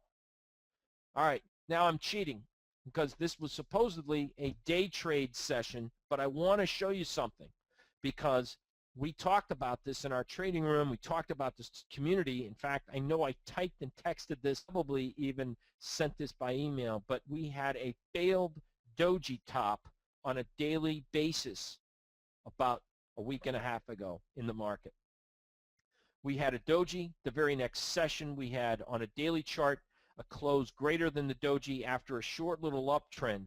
And guess what? Crossed, closed, traded below the low of the doji. So it works. It's a very powerful and so this works not only for intraday for day traders because you're all pretty cool. And so when we talk about the if this is a day chart, so here's the doji. The next time frame is the next day. Within 2 to 3 bars, if this market closed above the high of the doji, you enter in the long on the close or the next session open, your stop goes below the low of the doji. You want to see immediate results. Stay low, a lower high, but the market still made a higher low. Okay, the very next session, all right, 2 bars later, that's love. That's confirmation. That's the market showing you that there is positive bullish momentum in the market. We have a higher high, a higher low than open, prior highs, correct? And so we are seeing a continuation. Incidentally, we did get, and this is a screenshot from my account at Toss, Thinkorswim, and you had a PPS momentum buy signal, and so now the market's just doing nothing but, you know, we've just hit a peak high near 19 today, which, by the way, the person's predicted monthly resistance is 1636. So another day or so, or possibly up in here, we're due for a small setback. But that's just my opinion, and we'll base that on it tomorrow for you guys. But in the meantime, let's take a look at this one more time so we're crystal clear on this. When I say within 3 bars, doji formed, another doji formed, that's 2 bars, closed greater than doji. Buy on the close of the next session open, stops go below the low of the doji.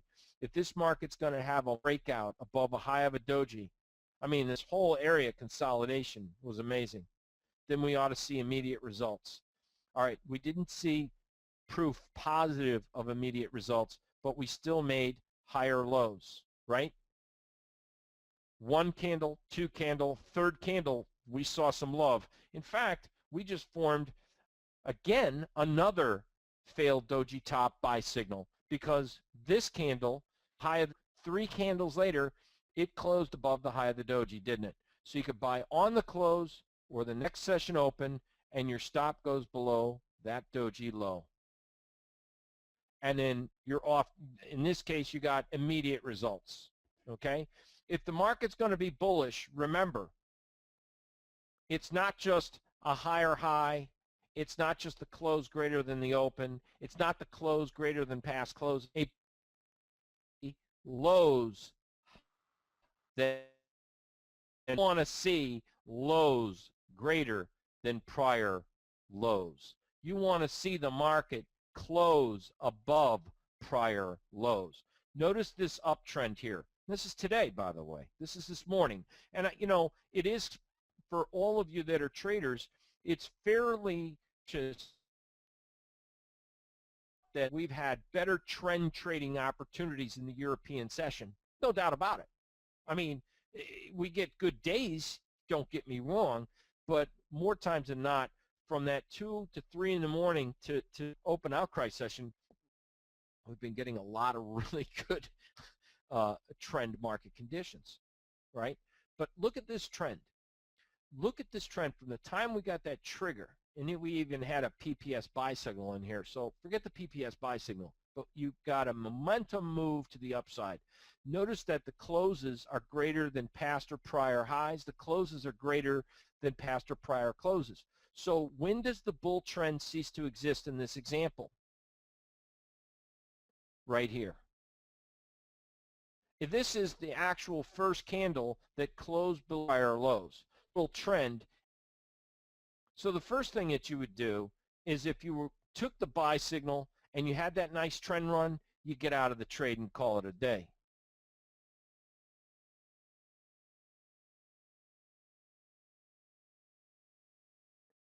And as you can see, it works fairly well even on a daily. The problem here, you're rarely have failed doji top on a daily chart, right? It's not going to happen that often. It's more designed for day traders because we will find those dojis occurring on an intraday basis more than you will find on an end-of-day basis. But when you do see them on a daily basis, don't ignore them. Go with the trend. That means if you have a higher degree time frame, if you're in a daily bullish momentum move, that means you want to be looking to buy the breaks on an intraday basis. When the daily chart turns into a bearish move, sell snapbacks to the resistance, and you sell rallies until proven wrong.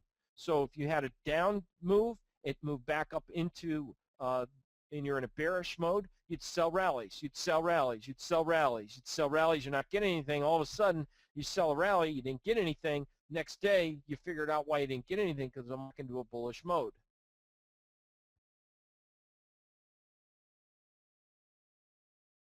Now, questions here.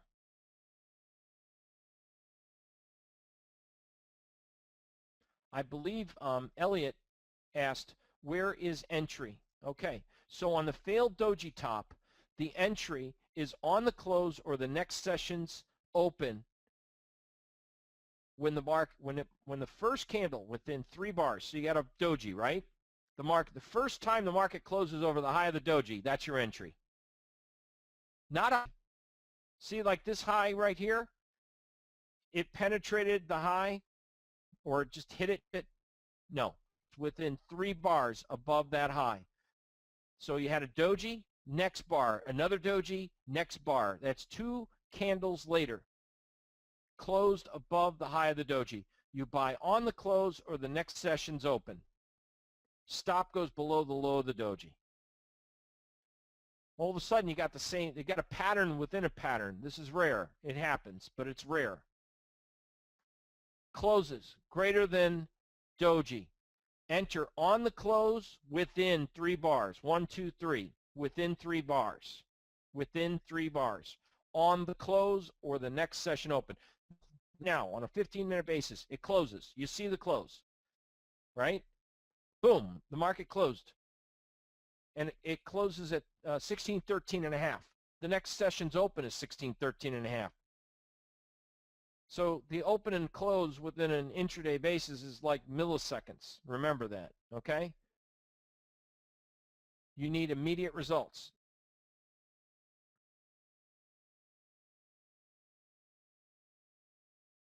This is a situation where if the 15-minute, and by the way, that's a 15-minute, that's my dominant trend. That's why in the beginning of the presentation I said my dominant trend. If I'm in a 15-minute buy mode, okay, I'm looking for intraday buy signals based on that 15-minute. That's my dominant trend.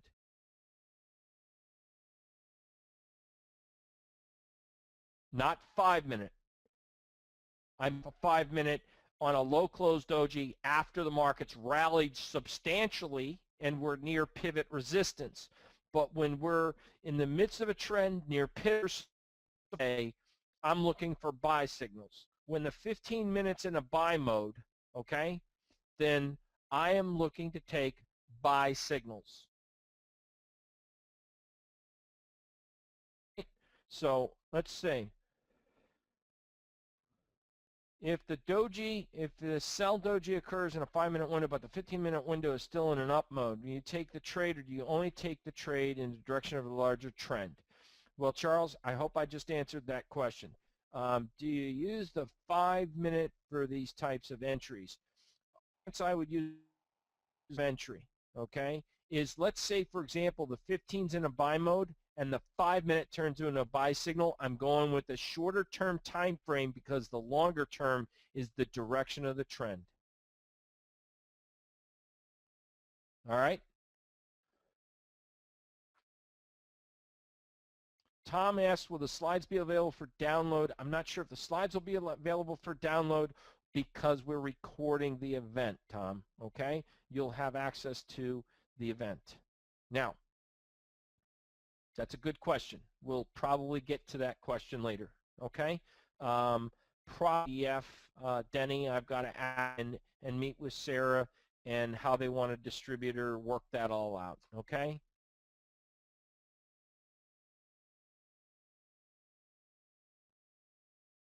We've not been one to not please. Is everyone enjoying this so far? Because I'm here to tell you, let me tell you something, everyone. This is bread and butter right here. We haven't even gotten into, I haven't even scratched the surface. Good stuff. This is right here. Now, I can't guarantee every single trade is going to make money, but it has defined risk and a huge potential of momentum. Remember to follow this. You're going to like it. Aldo says, wow. Oh, dang. Oh, dang. Kevin, oh, dang what? We're going to scratch some more. Arthur Britton, I love you, sir.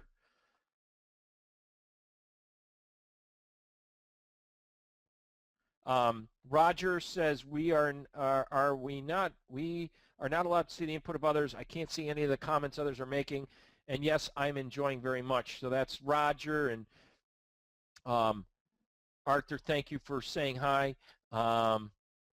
Bruce says I've seen you trade 15-minute. Amazing. We've got a lot of Aldo said, I already said wow from Aldo. Fantastic. Yes. Why? Yes. Why? Good stuff. Very good info. Fantastic. Very good. Which pivots are you using on the 15-minute chart? Stephen Hammer, you're getting ahead of yourself, Stephen.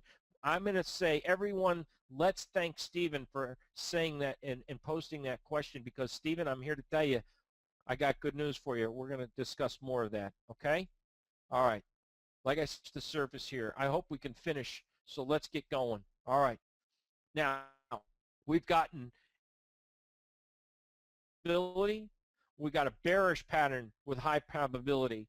We know that it's on a 15-minute basis. We know what happens. The trigger happens within so many bars. We know where to place our stop.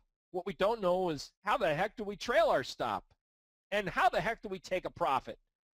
Well, rule of thumb is with the high close, low close doji activated, and actually, I'm going to be honest with you guys. This is actually, if you're an institutional trader, what I've just taught you is available on the Bloomberg terminals. If we have any institutional traders here, just to let you know, Bloomberg terminal is approximately $1,500 a month per user, per license. And we have not just the high close doji. This is so powerful in scanners for the high close and low close doji. Not a scanner for dojis, because as you can see, if you just scan for dojis, let's say it's, different markets have dojis all the time, like thin ETFs. More importantly, on shorter term time frames like a 1-minute or a 3-minute, dojis might happen every other bar. So it's got to be within certain things. But it was so powerful for institutional clients. We programmed my high close and low close doji in a scanner that sets alert. And what we did is it has a defined entry, right? It has the defined risk, which we just went over, and the scale out feature is 1.5 times the risk. So if you're risking 2 points, then your first scale out is 3 points, and then you can adjust the system. So for Bloomberg Terminal, we have something, for the weak of heart. It's not for the doubting Thomas. I'll tell you, with the statistics and technology to program this stuff in. That's why I've been harping on the close-open relationship, and that's why I've been talking earlier in the presentation about algorithms, because it's all programmable, and it is very powerful. It's just a matter of, do you have the discipline to wait for the setup? That's the hardest thing about trading. You can go all day without a setup, and you sit there and chop yourself. That's why the amazing thing is, many of you may remember this, Rob and Sarah came down to my office, different even, he's doing his thing, I'm doing my thing, totally different. And as I recall, on a Monday, he didn't have a good setup, and we were buying the S&Ps. On Tuesday, we both took crude oil, but I took it in the morning based on a high close doji setup. He took it in the afternoon. About we switched outfits because Monday he was wearing the skirt and didn't put a trade on. Wednesday I put the skirt on because I didn't have a setup, and he had the trade in the S&Ps. It was really funny. I mean, it was just, you know, and I think that with with bit doji, in the sense that his method is not necessarily a doji, and it comes with specific those work. You're going to love that methodology as well, and it really jives well with what I've been sharing with you so far. And that's the power of working Rob and I have together, because it's, I mean, obviously good analytic skills is vital to being successful as a trader. Anyone can open an account and start pointing and clicking. I mean, it's amazing how you get into a trade, you're up 5 points. You get in a losing trade, and you're out 20 points. It's amazing how losing trades add up real fast when you don't know what you're doing. Trust me on this one, right? Important to have a good analytical skill to the market. It's more important to be able to execute and take advantage of that executionable market technique. So what I'm saying is that you could be the best technician, but you can't execute. So with Rob, he has a method for entering the market. I have methods for entering the market. Under certain conditions, we go with the trade, we look for snap orders, and there are certain times that we buy on the close, which is a market order, similar, not quite yet a stop to stop us into a trade, but we look for these patterns that show up. Now, what about other patterns? Well, these are your traditional chart patterns, and everyone talks about the head and shoulders, and you know, a head and shoulders is only a head and shoulders top when it fine. Don't get short when it looks like it's a head and shoulders. A head and shoulders when it continuation pattern, is a lot of people, especially those that are short Bank America, are finding out. Because I can tell you, I'm here to tell you, 2 weeks ago, people were talking about head and shoulder pattern in Bank America, on it until it breaks a neckline. All right, double tops. I love the double top. There's an aggressive way of trading the double top. In fact, many of you may know this as Arthur Merrill, who was the pioneer of M and double bottom formations, the M top and the W bottom formations. We're going to go into those because those are more reliable. All right, so you got your double top, bottom triangles, and those are all great for those that don't have an idea of momentum movements. But almost in every single one of these patterns, they're more developed as example, saucer formation. They're more longer term patterns. These are some things that you won't really see in, you know, in day trading a whole lot unless they're on a shorter term time frame, because of the fact you go through like the bull flag over here. You have a big breakout, and all of a sudden you get a consolidation, a pullback. It's like counter trend, and then all of a sudden you get the breakout. Listen, if this was a 15, but it's over, right? So for day trading, unless it's a lower time frame like 5 minute or 1 minute, these are hard patterns to look for. These chart patterns are more for longer term traders. The W bottom, this for an intraday basis, combined with when we look at intraday, we're also looking at combining yesterday, because a lot you get breakouts and the market pulls back and you get higher lows than the prior day, don't you? So sometimes the W bottom formation is very important, just as the M top is very important. Trade more importantly, I want to talk about when to buy, sell, or fade the trend. All right? This is probably, in the next few slides, this is probably going to be patterns that you need to learn, is not just the consolidation, the wedges, but the market condition pattern. And remember, market condition pattern, when I teach it, has a lot to do with the 6 bullet points of the market condition. When does a bull trend cease to exist? When the 6 bullet points start to change. And then remember, you don't just go immediately from a strong trend and reverse it. Typically, you go in a strong trend and then you go into a consolidation. So markets tend to go from periods of trend to consolidation phase, an accumulation or distribution. In a bottom, it's accumulation because people are accumulating the supply. It's called at tops because people are distributing supply. All right? So that's where you get tops are distribution, bottoms are accumulation. Patterns such as declining wedges after long downtrends or bull flags during uptrends are important. So you have to identify the fact that when the market goes in a strong, define a strong trend is not just higher highs and higher lows, but close greater than open, close closer to the high. Close is above what? Above prior closes. So you have that 6 bullet points of an uptrend. Will trend cease to exist? Just like I shared with you, the trend ceases to exist when the market changes its bullish conditions. So maybe you get a close lower than a prior low. That would tell me that the current ceased to exist and we're probably going to be in a consolidation. So the declining wedges, bull flags, they're not always reliable. So we need to observe and understand the price relationship to moving average, past open, high, low, close analysis. And that was, when I say past open, high, low, close analysis, I'm talking about the 6 bullet points there. Is the close still greater than the current high? Is the close just now getting below the prior low? Because if you close below a prior low, that means there's a pause, all right? And you got to start looking at these higher time frame pivot levels. Many people fail, I'm here to tell you, many people fail to look at monthly pivot analysis. They only look at daily. I had 1998. I'm not going to mention the group.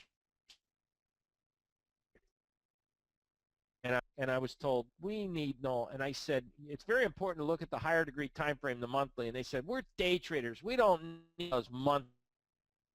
And I just went, okay, I got to go. And I was, I'm getting old, and I was a little, back in those days, I was a little bit more rambunctious than I am now. I'm slowing down in my old age.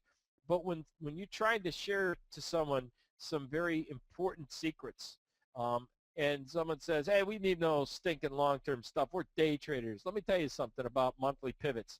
In one day of 1 month is going to mark the high and low of the market. Believe that or not. For the majority of the time, it might be a trade that lasts for 10 minutes that's forming at the high of the day. And that 1 week of, and you know what? Odds favor the fact it ain't going to be a daily pivot resistance, because you have these situations where you get wide range days, narrow range days. The pivots don't work all the time on an intraday basis. Some people got R4 and I don't know what. At the end of the month, it only takes me 1 click to look at a monthly pivot and say, gee, if this is the resistance at the month, right, I want to stay focused on that level. I only have to look at that number or do that number once a month. So why not use it? Monthly pivots are probably the most powerful pivots of all, and here's why. Longer-term traders do use them. Hedge funds do use them. Back in 98 or 2000, I actually spoke at the MFA, which stood for the Managed Futures Association. It was at the Lowe's Hotel in South Beach. Many of you guys may have heard of, I don't know if he's prominent in the news as much anymore. His name was John Henry and Associates. John Henry, I mean, he owned, I think, the Boston Red Sox at the time. I think he still does. I'm not sure. But I talked to one of their guys who came up to me because I had a presentation to this professional group at the MFA on longer-term pivots. This guy came up to me and says, hi, and I can't remember his name, and he introduced himself. He was a doctor. He had a PhD.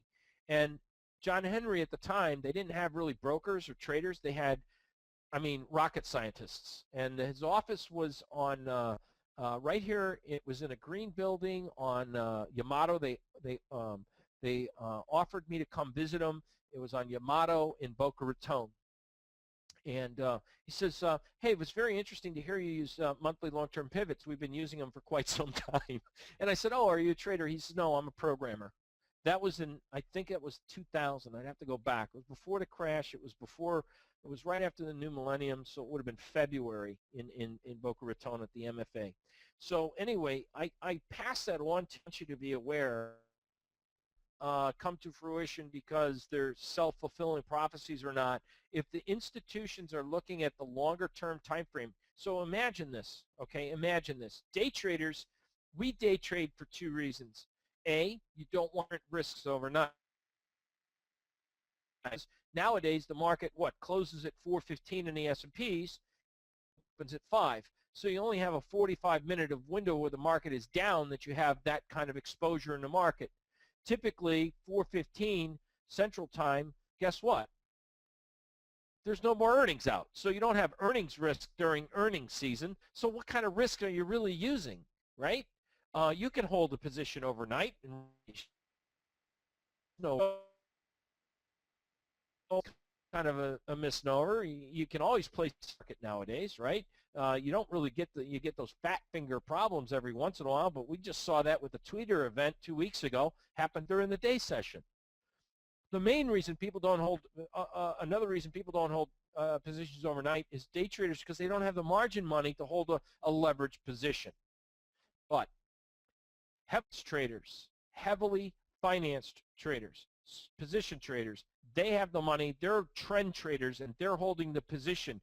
They may be more apt to look at longer-term projections like my quarterly pivots. And when I say quarterly, I don't mean every 3 months. I mean quarterly.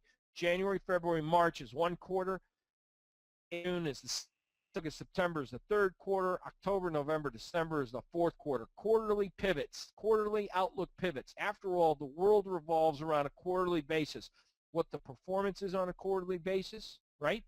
What interest are on a quarterly basis. The world of S&Ps, everything changes, quadruple witching on a quarterly basis. So quarterly pivots are very important to look at the overall market. Market will only go so far in a given time period, and analysis is very important for a lot of the financial markets, okay? Anything higher than quarterly, I think it just doesn't work well, and one of the reasons is because when you look at anything higher than a quarterly basis, think about with corn and soybeans, guess what your problem is? You got a new crop every 6 months. It's either northern hemisphere or southern hemisphere, right? Our fall is their spring. When we harvest, they're planting, et cetera, et cetera. So for grains, it's not going to really work. For the financials, too much time changes, et cetera, et cetera. Fiscal policy changes, presidential election cycle changes. 6 months and 1 year pivots, to me, have never been effective. But quarterly basis is about as far out as I go. And I don't know anyone that can project a year out and be that accurate. And in my last 30 years, I mean, even Alan Greenspan didn't get things right. So if the Fed can't figure out where the economy is in 1 or 2 or 3 or 5 years, how the heck can a pivot point give you a price projection accurately more than 3 months out? So longer term pivots, when I say longer term, I mean quarterly, but monthly give us an absolute target range of what the market may get up to. And if it gets up to that level and it's Tuesday of 1 week of 1 month, guess what? I'm going to respect that pivot resistance, and then I'm going to start looking for more low close doji triggers up near monthly resistance. So if you're not using monthly pivots, gosh, folks, It's only once a month you have to look at it. You don't, I mean, just have the number in your head. You don't have to have it on your chart. It's really not that, it's not that difficult, okay? So he still owns the Red Sox. Thanks, Tom. All right, so when to buy, sell, or fade. After a long trend, recognize that the market will enter a consolidation phase. This is the most important pattern that you ever want to know about in trading. What happens is the market gets into an uptrend, then we get that little downtrend at first short, and that's when everyone chases the market. Never chase the market. Look for a snapback to get up. You're either going to go back up and go in a consolidation phase, or you're going to reverse and just completely reverse the downtrend. But when you notice here what I've got in the red circle, what that represents is that this is the first time that the market or closing low. That time for option strategies, longer term work stuff, because if you notice that a market that goes in a trend, it goes typically consolidation. We've all heard of the phrase, tops take longer to form than bottoms. So in a longer term, if you're a position, I wouldn't want to go with the directional put strategy or an iron condor. I'd want to go for a top, some time, collect some premium, and do what? Credit call spreads, and let the market chop around a bit. Give me time to ride the volatility, but at least when the market starts to demonstrate that the top is in after a long run, let's say now with the S up over 14%, if it keeps going today, guess what? Eventually we're going to see correction in the market. June, maybe not May, by June, we start to see the market at least pause in here, if not correct. Don't forget, we had, and we'll talk about some longer term stuff like a 3-gap method that exists in the spiders. And that's another technical outlook that looked in the spiders has a huge gap. It's about a 2.17 point gap from the yearly. On March 5th, you got less than a point range in the spiders. March 5th gap has not been filled. And then just Friday, you have another 2-point gap up in the spiders that was not filled either. So that mean that the high is in right now. It means over the next few days to a week, the market could chop around a little bit, but it's nearing that could be and have been a sign of an exhaustion play, by the way, because from, and this is old, from the yearly opening range to the March 5th gap, guess what? That's, if that is a midpoint, it's a measuring gap, and it measures up to guess where? Right up where we're at right now, around 162 in the spiders. Just thought I'd point that out to you guys and girls. All right. So there are some things that we've got to be aware of. And fading a trend, once we see signs of an exhaustion, this pattern is probably one that has saved my life financially many, many times. When we go in an uptrend and the first signs of exhaustion on the trend, right, we're going to be in a sideways consolidation unless we start to see a continued breakdown. And this is the key. I don't know if we're going to or reverse the trend, so I have to be on alert, okay? All I know is that caution is warranted after a long period of consolidation as the trend is going to resume, or up here, I would dojis, a failed doji top. A failed doji top means this thing is going to blast off higher, all right? A low closed doji with continued lower lows means this. So patterns are very important. The signs and the clues of high closed doji or failed doji tops and low closed doji reversal tops. That's where you're going to make some money in the trend. Now, how do I utilize pivot points day in and day out? A lot of times when we have bullish market conditions, higher lows, higher highs. So if we got like a little average of a trend line, we call them, you know, just an average trend line. Overall, what defines a trend? Higher highs, right? And higher lows. Market gets, you know, it advances too much. The next day you see a little lower opening, the market comes back near maybe pivot support. What I'm going to do is I'm going to look for the market to retrace to the support. I'm not catching the falling knife saying, hey, look at support, I'm going to buy it now and beat the crowd. because I don't know if it's going to go beyond the support or hit the support exactly. I would rather wait for a clue, a sign, like EPS arrow buy signal or a high close doji or some type of a bullish intraday setup and buy as the market starts to move back up to in the desired trend. All right? So let's get you a picture to define this. Now, 2 weeks ago, this is my PPS momentum indicator using Genesis. All right? Orange arrows, you could probably guess, is this is the S&Ps, is a sell signal. And green arrow is, as you can see, a buy signal. So look at the day we made that green buy signal. Notice that it projects the next day the horizontal blue line and the orange line down there. Blue is above gold. That means the pivot point is above the 3-period pivot point moving average. That's what? The market is bullish for tomorrow. So if the market gives you a buy signal, then you want to look to be a buyer. Where? Against pivot down to S1, and that's R2. So this is an actual depiction of how the person's only gives one support. It doesn't work all the time. It just told you that tomorrow is going to be bullish. It should stay within that range. The market's going to be still bullish. It should stay within that range, and it did. The market's bullish. It does. I know that the market gives me this signal. 1-period pivot above the 3-period pivot point. The first day of a reversal, I'm looking for buy signals on an intraday basis. So this right here, if we take a look at an intraday basis, so what I do is at the end of the day, if we're in a bullish buy mode and you get a daily buy signal, guess what? On an intraday basis, here's the next day on a 15-minute chart. Now, unfortunately, you got a buy signal set up again at 4:30 in the morning, and the market traded all the way back between the pivot and the S, and that was not a glitch. This is the day the tweeter incident occurred. Okay? That was just a quick, as everyone knows, what happened that day. But as the market starts to get up, and we're going to talk about defining trends in just a minute, the key is how do we spot buying opportunities? Just like if the 15 minutes in a buy mode, and you say, well, gee, I'm not going to buy it all the way here. It's my stop down there.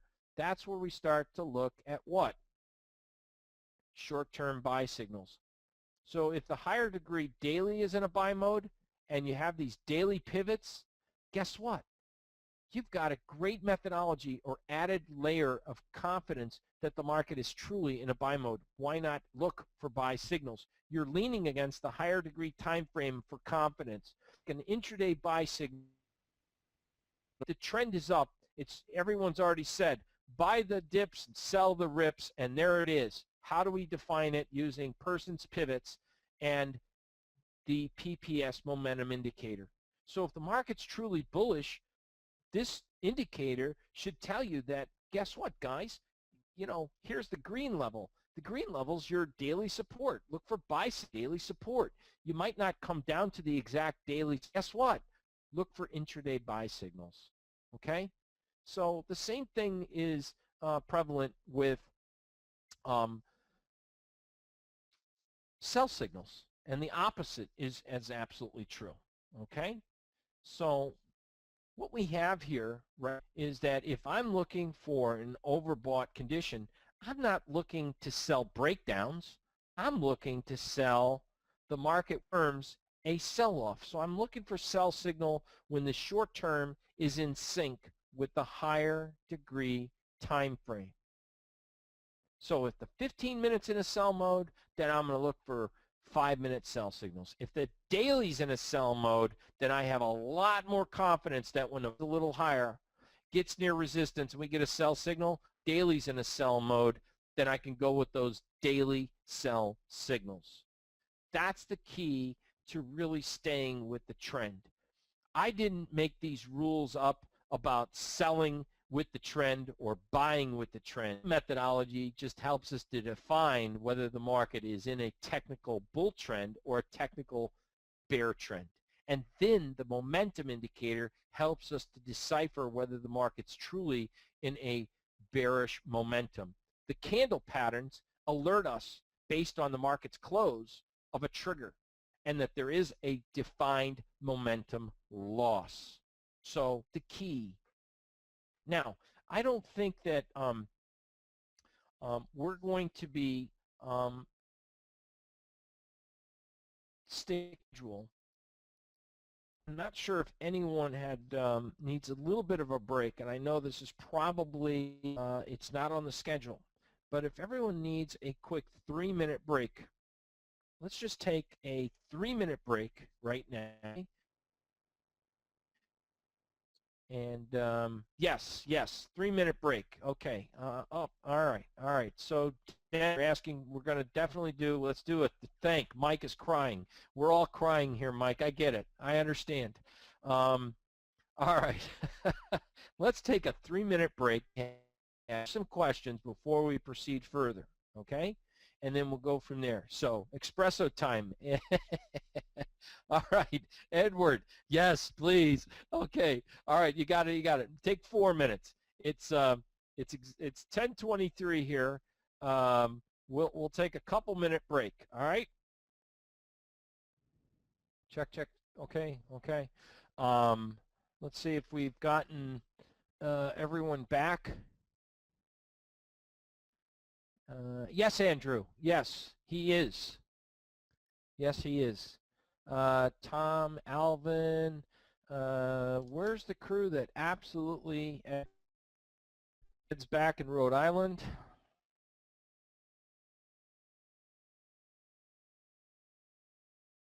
Well, we just wanted to make sure that Ed, you made it safe from Vegas. That's good to hear, Ed.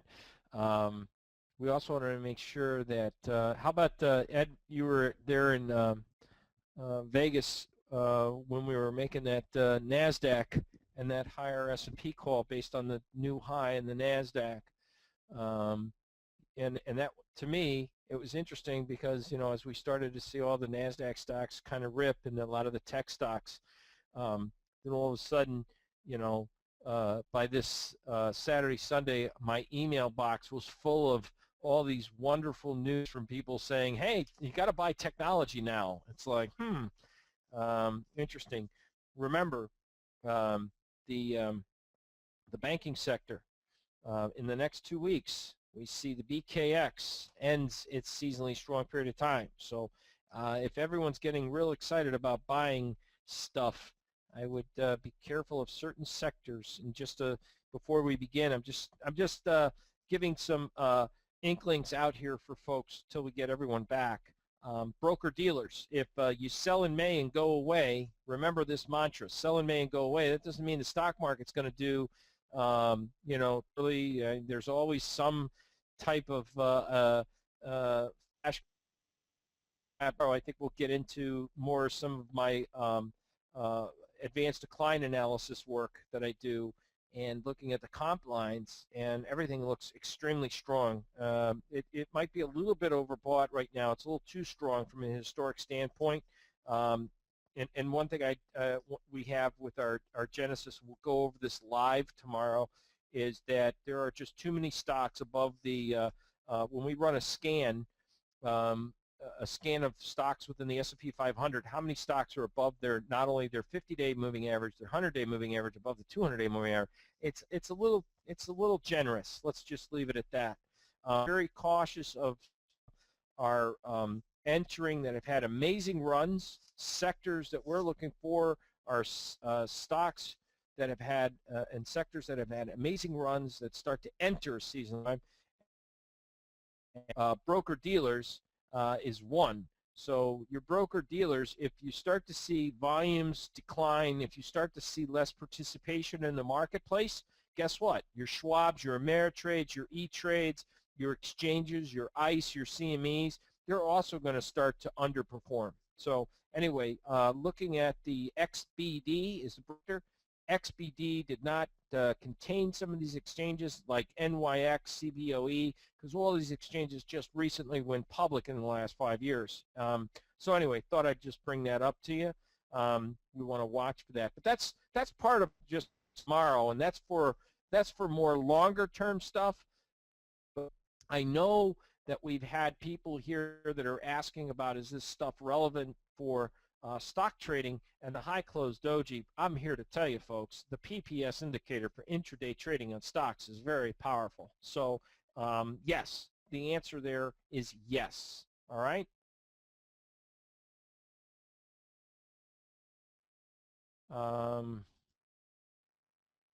Excellent in Vegas, right on. Well, thank you, Ed. And you know, the neat thing is they always say you can't BS.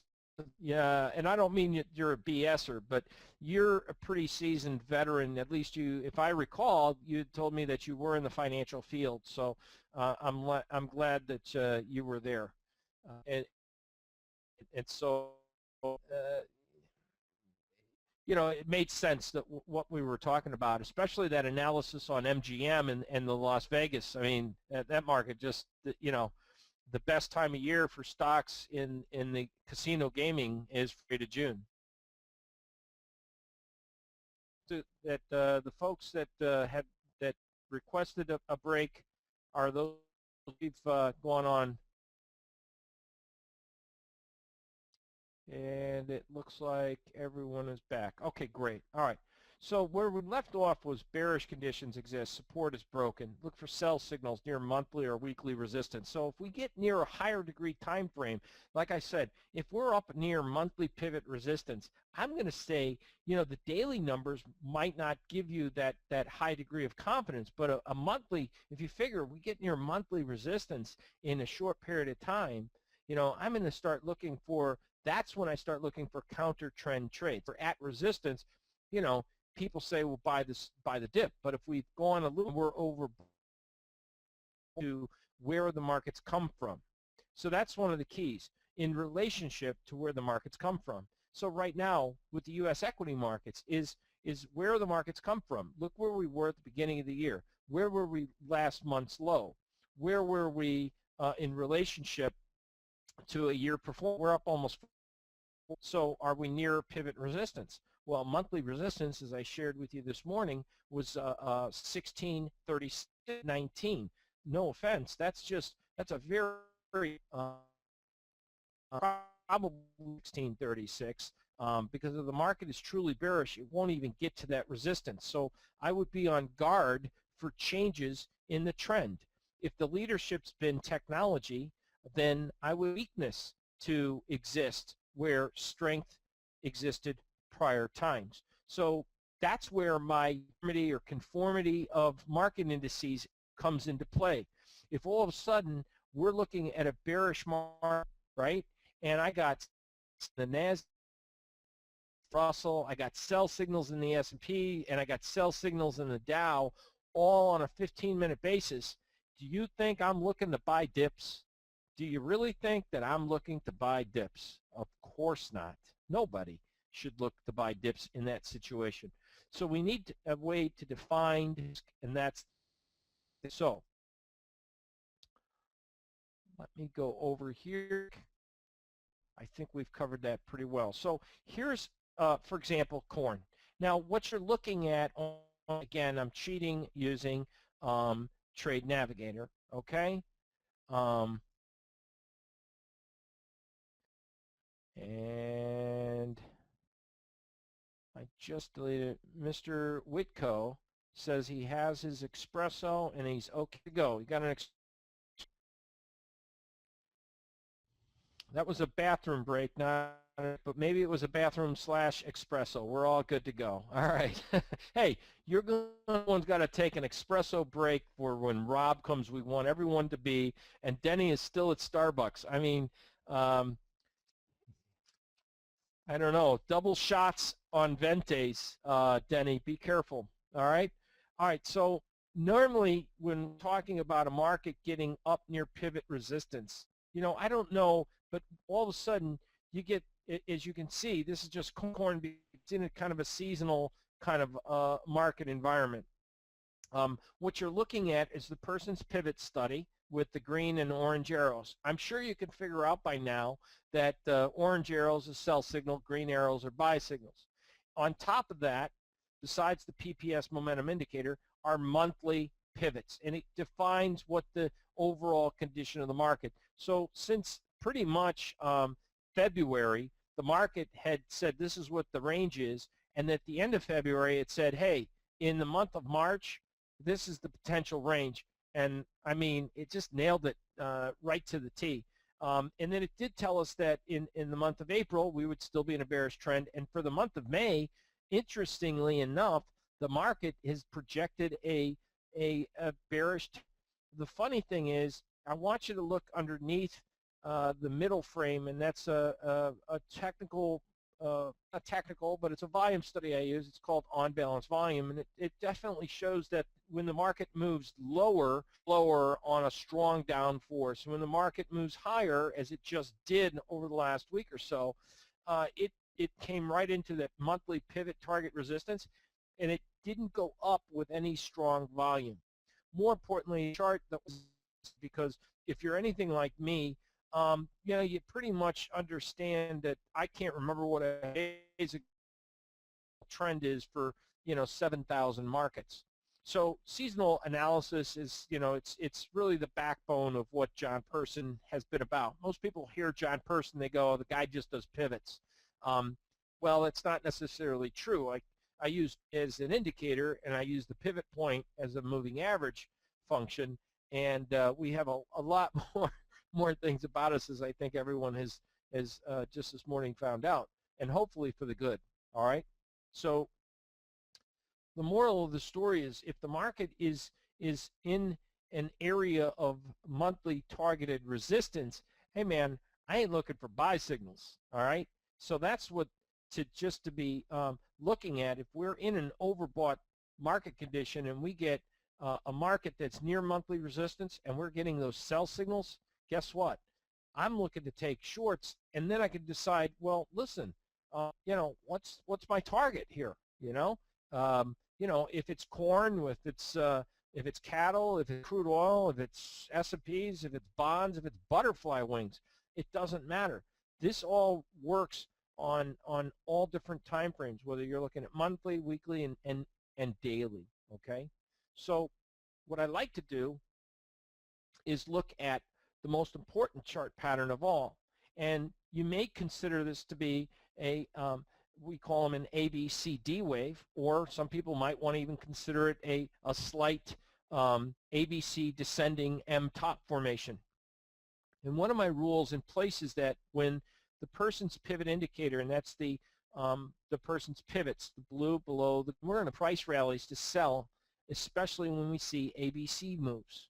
So it gives me a little bit of greater degree of confidence. Remember I said that we just don't look for one day, we look for intraday bases off other days. And so this is a great slide. There's really no reason to change it. Just like with buy signals, I don't just look for an intraday buy signal, see an intraday sell signal. If the market's bearish, see what? Consecutive series of lower highs and lower lows. So the market makes a move. The person's pivots defines the market as bearish. As you can see, is below the gold horizontal line. Well, the funny thing is, that's the pivot, and that's the 3-period moving average. When the market's bearish, it's going to give you a lower high, lower low reading. And it's going to define what the potential resistance is. So instead of saying, oh, I want to be short the S&Ps, and let's get short, when the market starts to run up, and you go, wait a minute, man, this thing's going up, it ain't going down. But you're near on a bearish day, when this is one of the exceptions to the rule.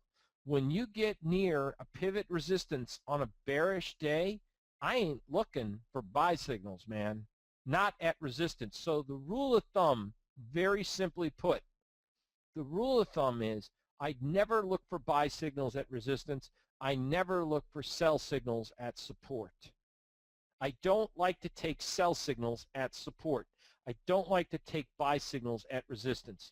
And the situation changes if the market breaks out above resistance and breaks out above a prior time period's high. It needs to prove itself. And then then the resistance turns into support. Otherwise, man, I stay away from that trade. And that's how I filter out some of these bad trades. I look for sell signals at resistance. I look for buy signals at support. I like to stay within the defined trend. Person is so powerful. It's one of the things that if we're bullish, and like the stock market right now is bullish, so we would be looking for buy signals up against until we hit a resistance level, right? I mean, it's real simple. So all of a sudden, the market's now up 13, 14%, and people are looking to take breakouts to the upside. To me, because we're near by the way, you don't know this now, but we're near the quarterly pivot resistance, number one, right? And we're in the middle of the second quarter. We're at approaching monthly R2, the bullish targeted resistance, and now we're starting to take, and people are now starting to look. I don't know about you. I think a couple more days of consolidation up in here, and I think we have a higher priority of looking for bearish setups, especially when we get a conformity across the Dow, the Nasdaq, the E-mini S&P, and the Russell. So that's how we look for filtering out buy signals, especially when we get into an ABCD wave scenario. Well, right now, all right, so the market has a bullish scenario. So when bullish, we look to buy pullbacks in those ABCD moves.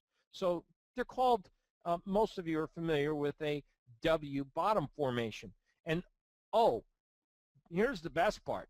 You get this little move, and it's kind of like a little sideways action, and you see the doji, and all of a sudden you get that failed doji top formation. It closes above the high of the doji, so you buy on the close or the open. Your stop goes initially below the low of the doji, correct?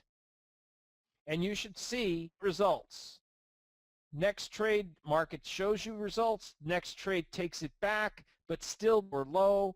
Next trade makes a slight lower low and closes back positive. You're in a bullish trend.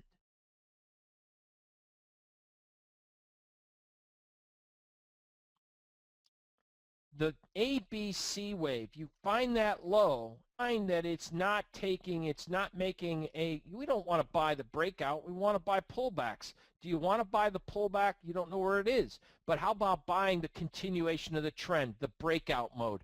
An ABC or a W bottom formation. Under certain circumstances, this is a great pattern. This is a great setup. This is a defined rule-based entry, when to get in, where to place your stop, and let the market carry you with the momentum of the trend. Notice is above the gold. So this would be deemed a bullish day. If the blue is the pivot and the gold is a 3-period pivot, when the pivot is above the 3-period, it crossed over, it's a bullish day. So in a bullish day, you couldn't buy it over here. You look for buy signals on a bullish day. That's the power of using combined patterns. And I'm not talking bull flags. I'm talking simple M tops, W, otherwise known as ABCD waves. All right, we've covered an enormous amount of material in a very short order.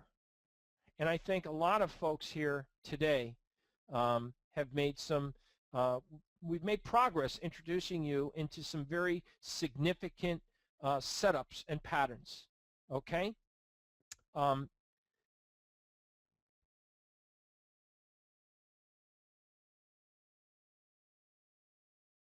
Upward wall, a bearish harami at C. I'm not sure you're talking about this slide right here, Edward. I'm just trying to go through the question here, Edward Wall, and it was yes. All right. So the moral of the story is you're at resistance. Okay. So what you see is, let me ask you this question. At the very top, you have this breakout candle. Okay. Some people would look at that. That's a failed doji top. The market broke out. Why would I not go with that pattern as a buy signal? Because we're at resistance, number one. to the resistance. If we are bearish, we should make more high than the, okay? I mean, that's not hard. I'm not giving you too many objectives. If see lower lows and lower highs on a daily basis. How does a day trader trade? He understands what the overall trend of the market is. Okay. Now, I'm gonna wait for a sell signal personally. I don't want to take that trade. And then all of a sudden you get a black candle, which means the market closed below the open. Did this close below that low? No, it did not. The next candle looks like a little high wave. It's almost a doji, but not quite. Notice that we have the closes pretty close to each other. Did this candle close below the prior low? No, it did not. The next candle looks like a little hammer, but it's making lower highs and lower lows. Really did differ when this candle right here closed below the lows of the prior move. It popped back up. So if we had our moving averages over here, the market actually snapped back into the resistance. So you have your trigger to go short right at C. On close below. See, this candle didn't close below that low. That didn't close below. We didn't close below any prior lows, but this closed below the prior lows. So instead of getting short here, you look for a snapback on a bearish day. On a bearish day, I'm looking for short. So the market's in a short-term uptrend.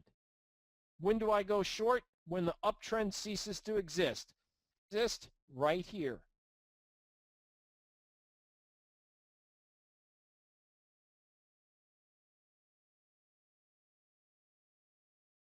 All right? So don't wait at the very beginning of the.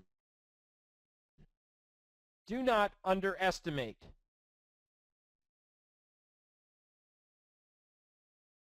That right there. Do not underestimate my 6 bullet points of what constitutes an uptrend. When the market, especially right here, closes greater than highs. When the market closes past lows, that's when the uptrend ceases to exist. I said that earlier.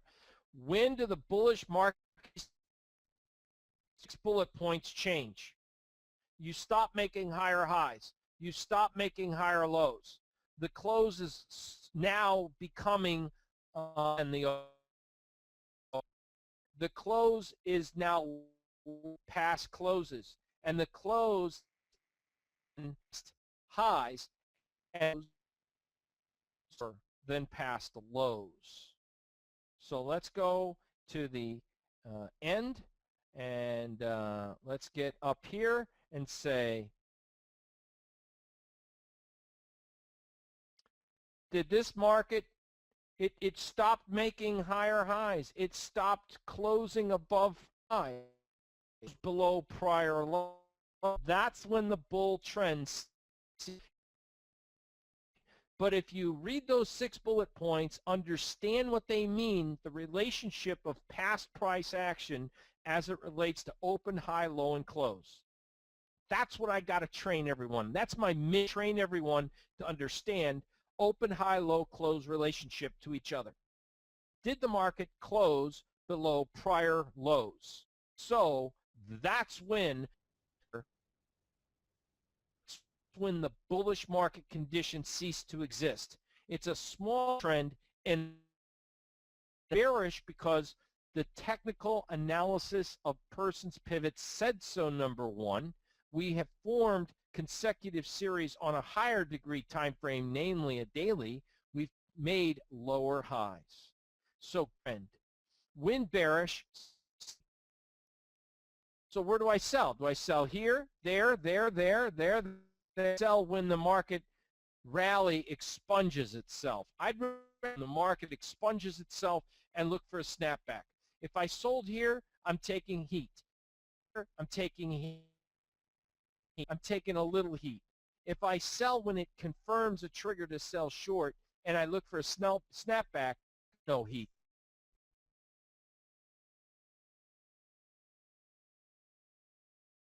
All right. How many of you want to hear about the last conditional change candle?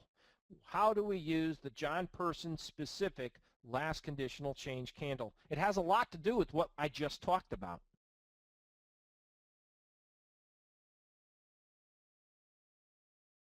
CB highs, Eduardo, current bar.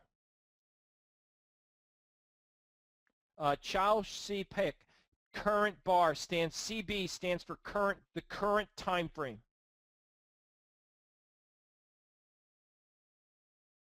Jerry Beckler asked me to show that 6-point screen one more time. Let me do this, Jerry. All right, after I get through stop placement. All right, is that cool? Dwayne asked, what is this conditional stop? What does that mean? Dwayne, I'm going to let you know what it means right now. All right. There's price stops. There's location stops, like under the low.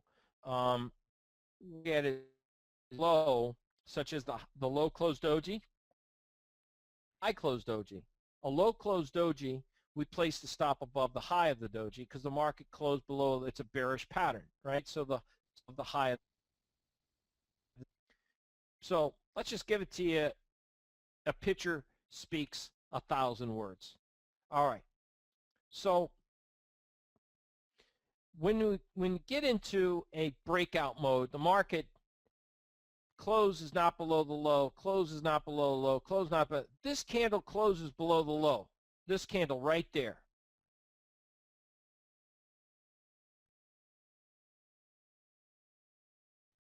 See that? First close below that low. Now here's the problem. Typically, that just as I said in earlier slides, trend consolidation. This marks the first time the market closed below a low. This is the first time that it marks the end of the bullish market conditions. Now the market has changed conditions. It has now gone from the market closing past prior highs, closing above the open, making higher highs and higher lows. Now we have a lower high, we have a lower low, but most importantly, the market is closed below past or prior lows. The bull trend ceased to exist right there. The next bar it went to try to test the highs. The next bar it went back up. The next bar tried to test the highs. So from the peaks, we went into what? A consolidation mode. We went from trend to consolidation. More importantly, this is very subtle. This is very subtle. This is the first breakdown of a low. In relationship to the market, in relationship of the price action to the moving averages, did the entire range of the real body go below both of these moving averages?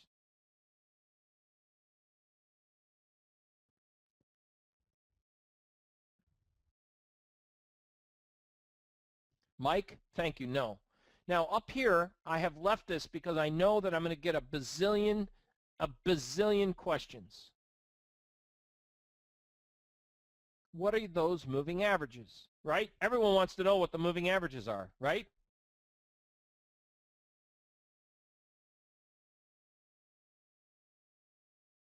Dwayne Stafford, the boy said yes. Tom, don't be fooled. Tom they're just 3 and 7. Oh yes, Tom, you're right. They are 3 and 7. But I want you to know that where you see HLCAVG stands for a high-low close divided by 3. That is a high-low close divided by 3. It's a 3-period. So the red moving average is a pivot point moving average, a 3-period pivot point moving average. Then the blue line is just a typical 7-period simple moving average of the close. Now wait, that is a short term, but it's a short term based on the high-low close divided by 3. So make sure when you read something, you read it carefully in life. And that's what my message is. Make sure when you read the market, you read the market carefully. makes the, like, the high close doji does not state you buy if the close is the same as the doji's high. A high close doji says you buy it when it's the high of the doji. Subtleties. Very subtle. Thanks, Tom. You're quite welcome, man. Yes, it's a simple moving average. Anything less than, say, in my experience, 18 periods, it doesn't need to be weighted or exponential, okay? You get a degree time frame, like 18, 20, 50, then you can use an exponential or a weighted moving average. Shorter term time frames in period close, because here's the reason. It goes into advanced system analysis studies. Basically, at a close, when the market goes into a consolidation, it's going to consolidate for it. So 7 is just a little bit half than, if it's a daily chart, it's less than, 10 would be 2 weeks. 7 is just, I don't know, it's just a number that has just back tested well for me, and I'm sharing that with you, okay? So 7 period close, as you can see, this is no longer, this was actually E signal. You can see that this was EMYH. So this was, take a look at that, H6. So this was March of 2006. So that's 7 years ago. That's kind of funny because we're talking about a 7 period close, and that was over 7 years ago. So nothing's really changed. This is a 7 period average, and you can utilize that. But notice what's happened this time around. That market closed below the low. It said that that was the defining moment, that the bullish trend, that was your first clue to take warning. Then all of a sudden, if I get a bona fide sell signal, notice that, why is this a true sell signal? The market's closed below past or prior lows, but also the range of the real body is below both moving averages. Notice that the moving averages crossed way over here. So now we've got a crossover of the moving average. Now we have a defined trend. Now we have a defined trend. So what the last conditional change candle is, the last conditional change candle is that when the candle gives you a trigger to sell short or to buy long, but to sell short. If the market's truly bearish, you're going to get a trigger to sell on the close if you went or look into that 75% snapback. In this case, there is no snapback. It's just the market just gave a trigger to go short, okay? So your stop is going to go above the high of the candle that made, listen carefully, the candle that makes the close below prior lows, the high of the candle and both moving averages into the next time period. So I need to put my stop above the high of this candle here. If the market's truly bearish, the moving averages should act as resistance. We should make lower highs, and we should not get above both moving averages. So it's a 2-for-1. The last conditional change means the candle that closes below a prior low. Now the next bar is a red candle. So if you're short on the close, then it's a great deal. Candle closed below the low. The answer is no. In fact, the market doesn't close below the prior low until over here, right? 10:50 time period. Does everyone see that now? That's the last, that's the new condition changed. A condition is the market closed below prior lows. That's the condition. What's your condition, John? Why is it the last conditional change? Because what changed right now is that it's the first time since back here that the market closed below a prior low. If the market closes below a low, that means new sellers come in. We shouldn't get above that high. Does that make sense? And so my stop goes above the, now I trail the stop to above that high and both moving averages. So the very next candle is this little white high wave candle. So I want my stop arm's way above the high of the last conditional change, both move candle after a little white one here, right? That no. But the next candle made a new closing low. I want my stop above the high of that candle and both moving averages. And all of a sudden, 1, 2, 3 bars later, I get popped out. didn't sell the high of the day. I didn't buy the low of the day, but I trailed my stop effectively. The last conditional change, you move your bearish trend above the high of the moving average, change candle, and both moving averages. And that'll keep you out of harm's way. If the moving averages act as a resistance, then guess what? You shouldn't be prematurely popped out of the market. And if the theory holds, because I didn't invent momentum, if the market closes above prior highs, it's a bullish breakout. If the market closes below prior lows, it's a bearish breakdown. So I don't want the market to snap all the way back up. That high of the candle gives me two things. Last conditional change should mark we should not make a higher high. Last conditional act as a momentum, I'd say, watermark, line in the sand. These are subtle nuances that really you have to see it to believe it, and how it's used. The market's in a strong trend, you're going to see a couple considerations. Trend, what are you going to see? Lower highs and lower lows, close less than the open. That's a red candle. Closes lower than past closes. Okay, that means positive P&L if you're short. That means you have a positive profit. Closes lower than prior lows. That's the conditional change. Anytime we see a new candle that closes below a prior low, it's a new breakdown. I want my stop. I now move it to above the high of that candle right there. Number 5 bullet point. And when we say number 6, the close is closer to the CB low, that stands for current bar.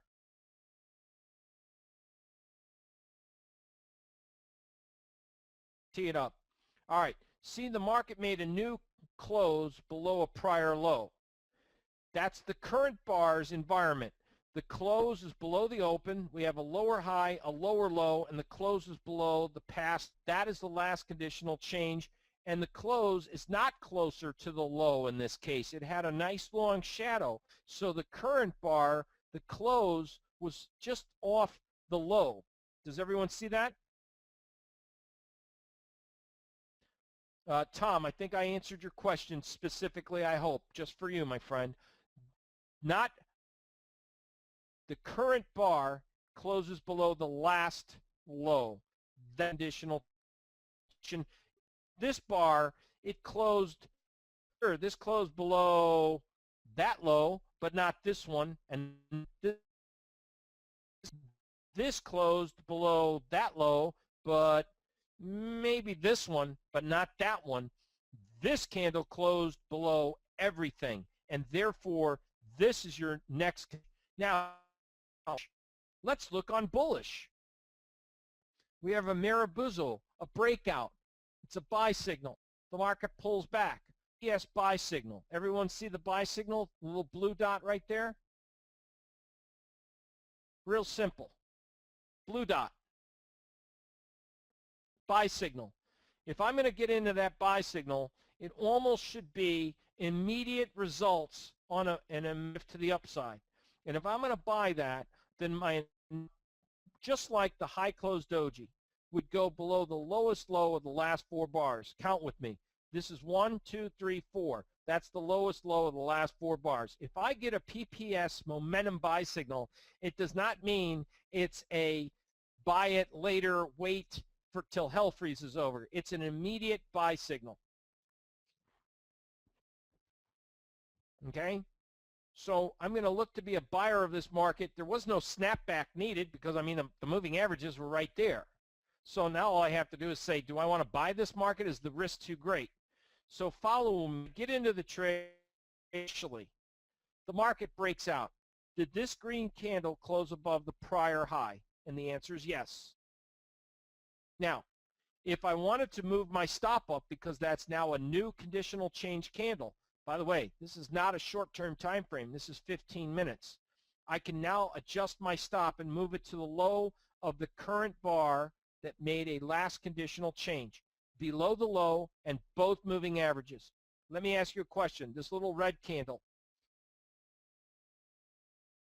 it ever moves underneath the current bar's change? So if this is the last conditional change, the market closed above that high, right, below that low, extended over, and voila, it's actually moving averages. Arm's way. So the red candle, I'm not too happy about it. I'd like this market to move up, but I got to wait for the trend to mature. So the reason we have moving averages is because the moving averages move. I don't know at this time if the moving average is going to adjust until the close. But the market moves back into the last known value of moving averages. It shouldn't take out a last conditional change low. This last conditional change low, the market should not take out that low. It should have positive flow. We should see generated momentum to the upside. So now the next candle makes a close above the red candle's high. Agreed? Move your stop up to the low of the last conditional change candle, both moving averages. Did this close above that high? It looks like it did. It's not a very big aggressive move. I normally don't move my stop on a small range, especially when it hasn't really moved anywhere. I keep it at that level. The next candle, we see these long shadows, and I'm not feeling a lot of love because I don't like in bull markets, I don't like the market to come off the highs. But what I do see is the 6 bullet points still in effect. Higher high, higher low, green colored candle, and the market is still closing above past or prior closes and as well as highs. So we still have a positive performance in the trade, but I do not have a last conditional change here. The very next candle, though, did it close above the prior high? One tick below the low. I don't like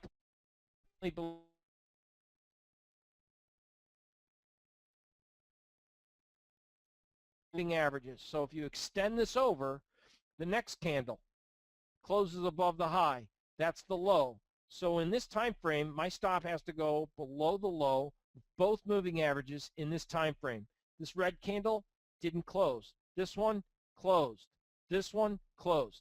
That's the last conditional change candle. When you get a run in the market, a bullish market sees higher highs, higher lows, closes greater than open, and the close closer to the high.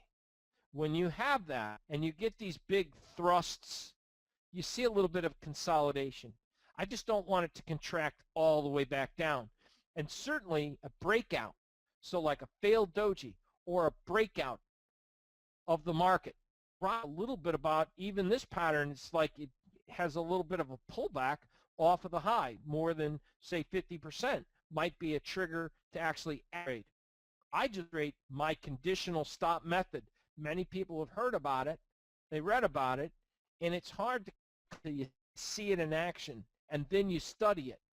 So the 6 bullet points of what constitutes a bull market and a bear market, the last conditional change candle stop trailing method is extremely vital and has helped save me many a time. Okay? Both moving average. So if this is the low, and in this time frame right here, the next time frame over, this low right there is below the moving averages. So I want my stop below the low of that and both moving averages. I want my stop below the low of that and both moving averages in the new time frame. So like say this little green candle, the last one up here, look where the low is and look where both moving averages are. In this time frame, it's like near 13, 15, 70. It's certainly, do you see where I'm showing you? And a doji shows up. Do you see that?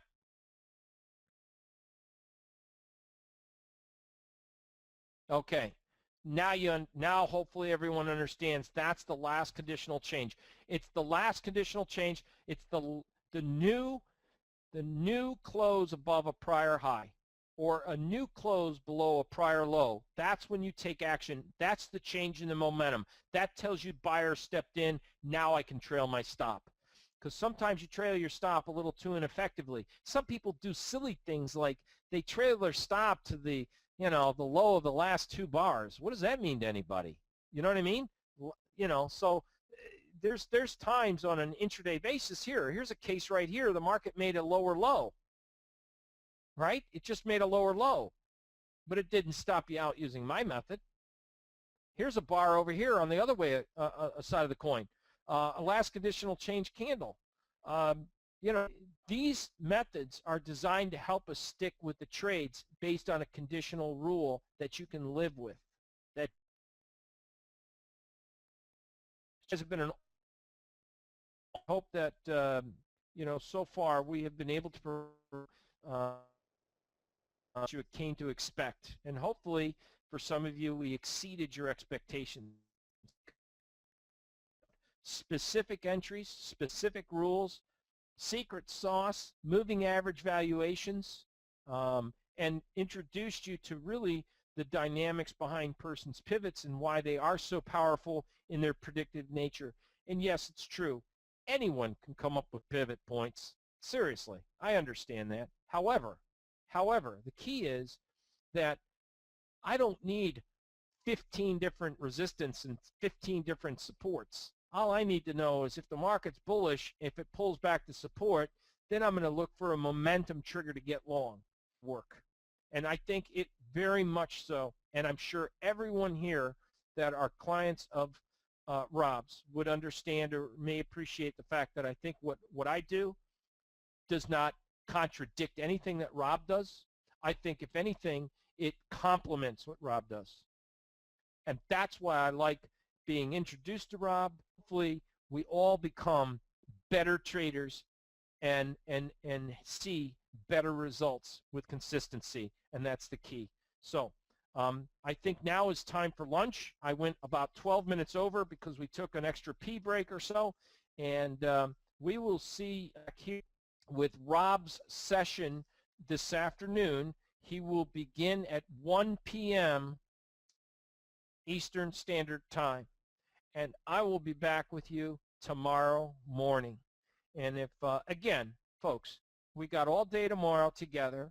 If there's questions that I missed, and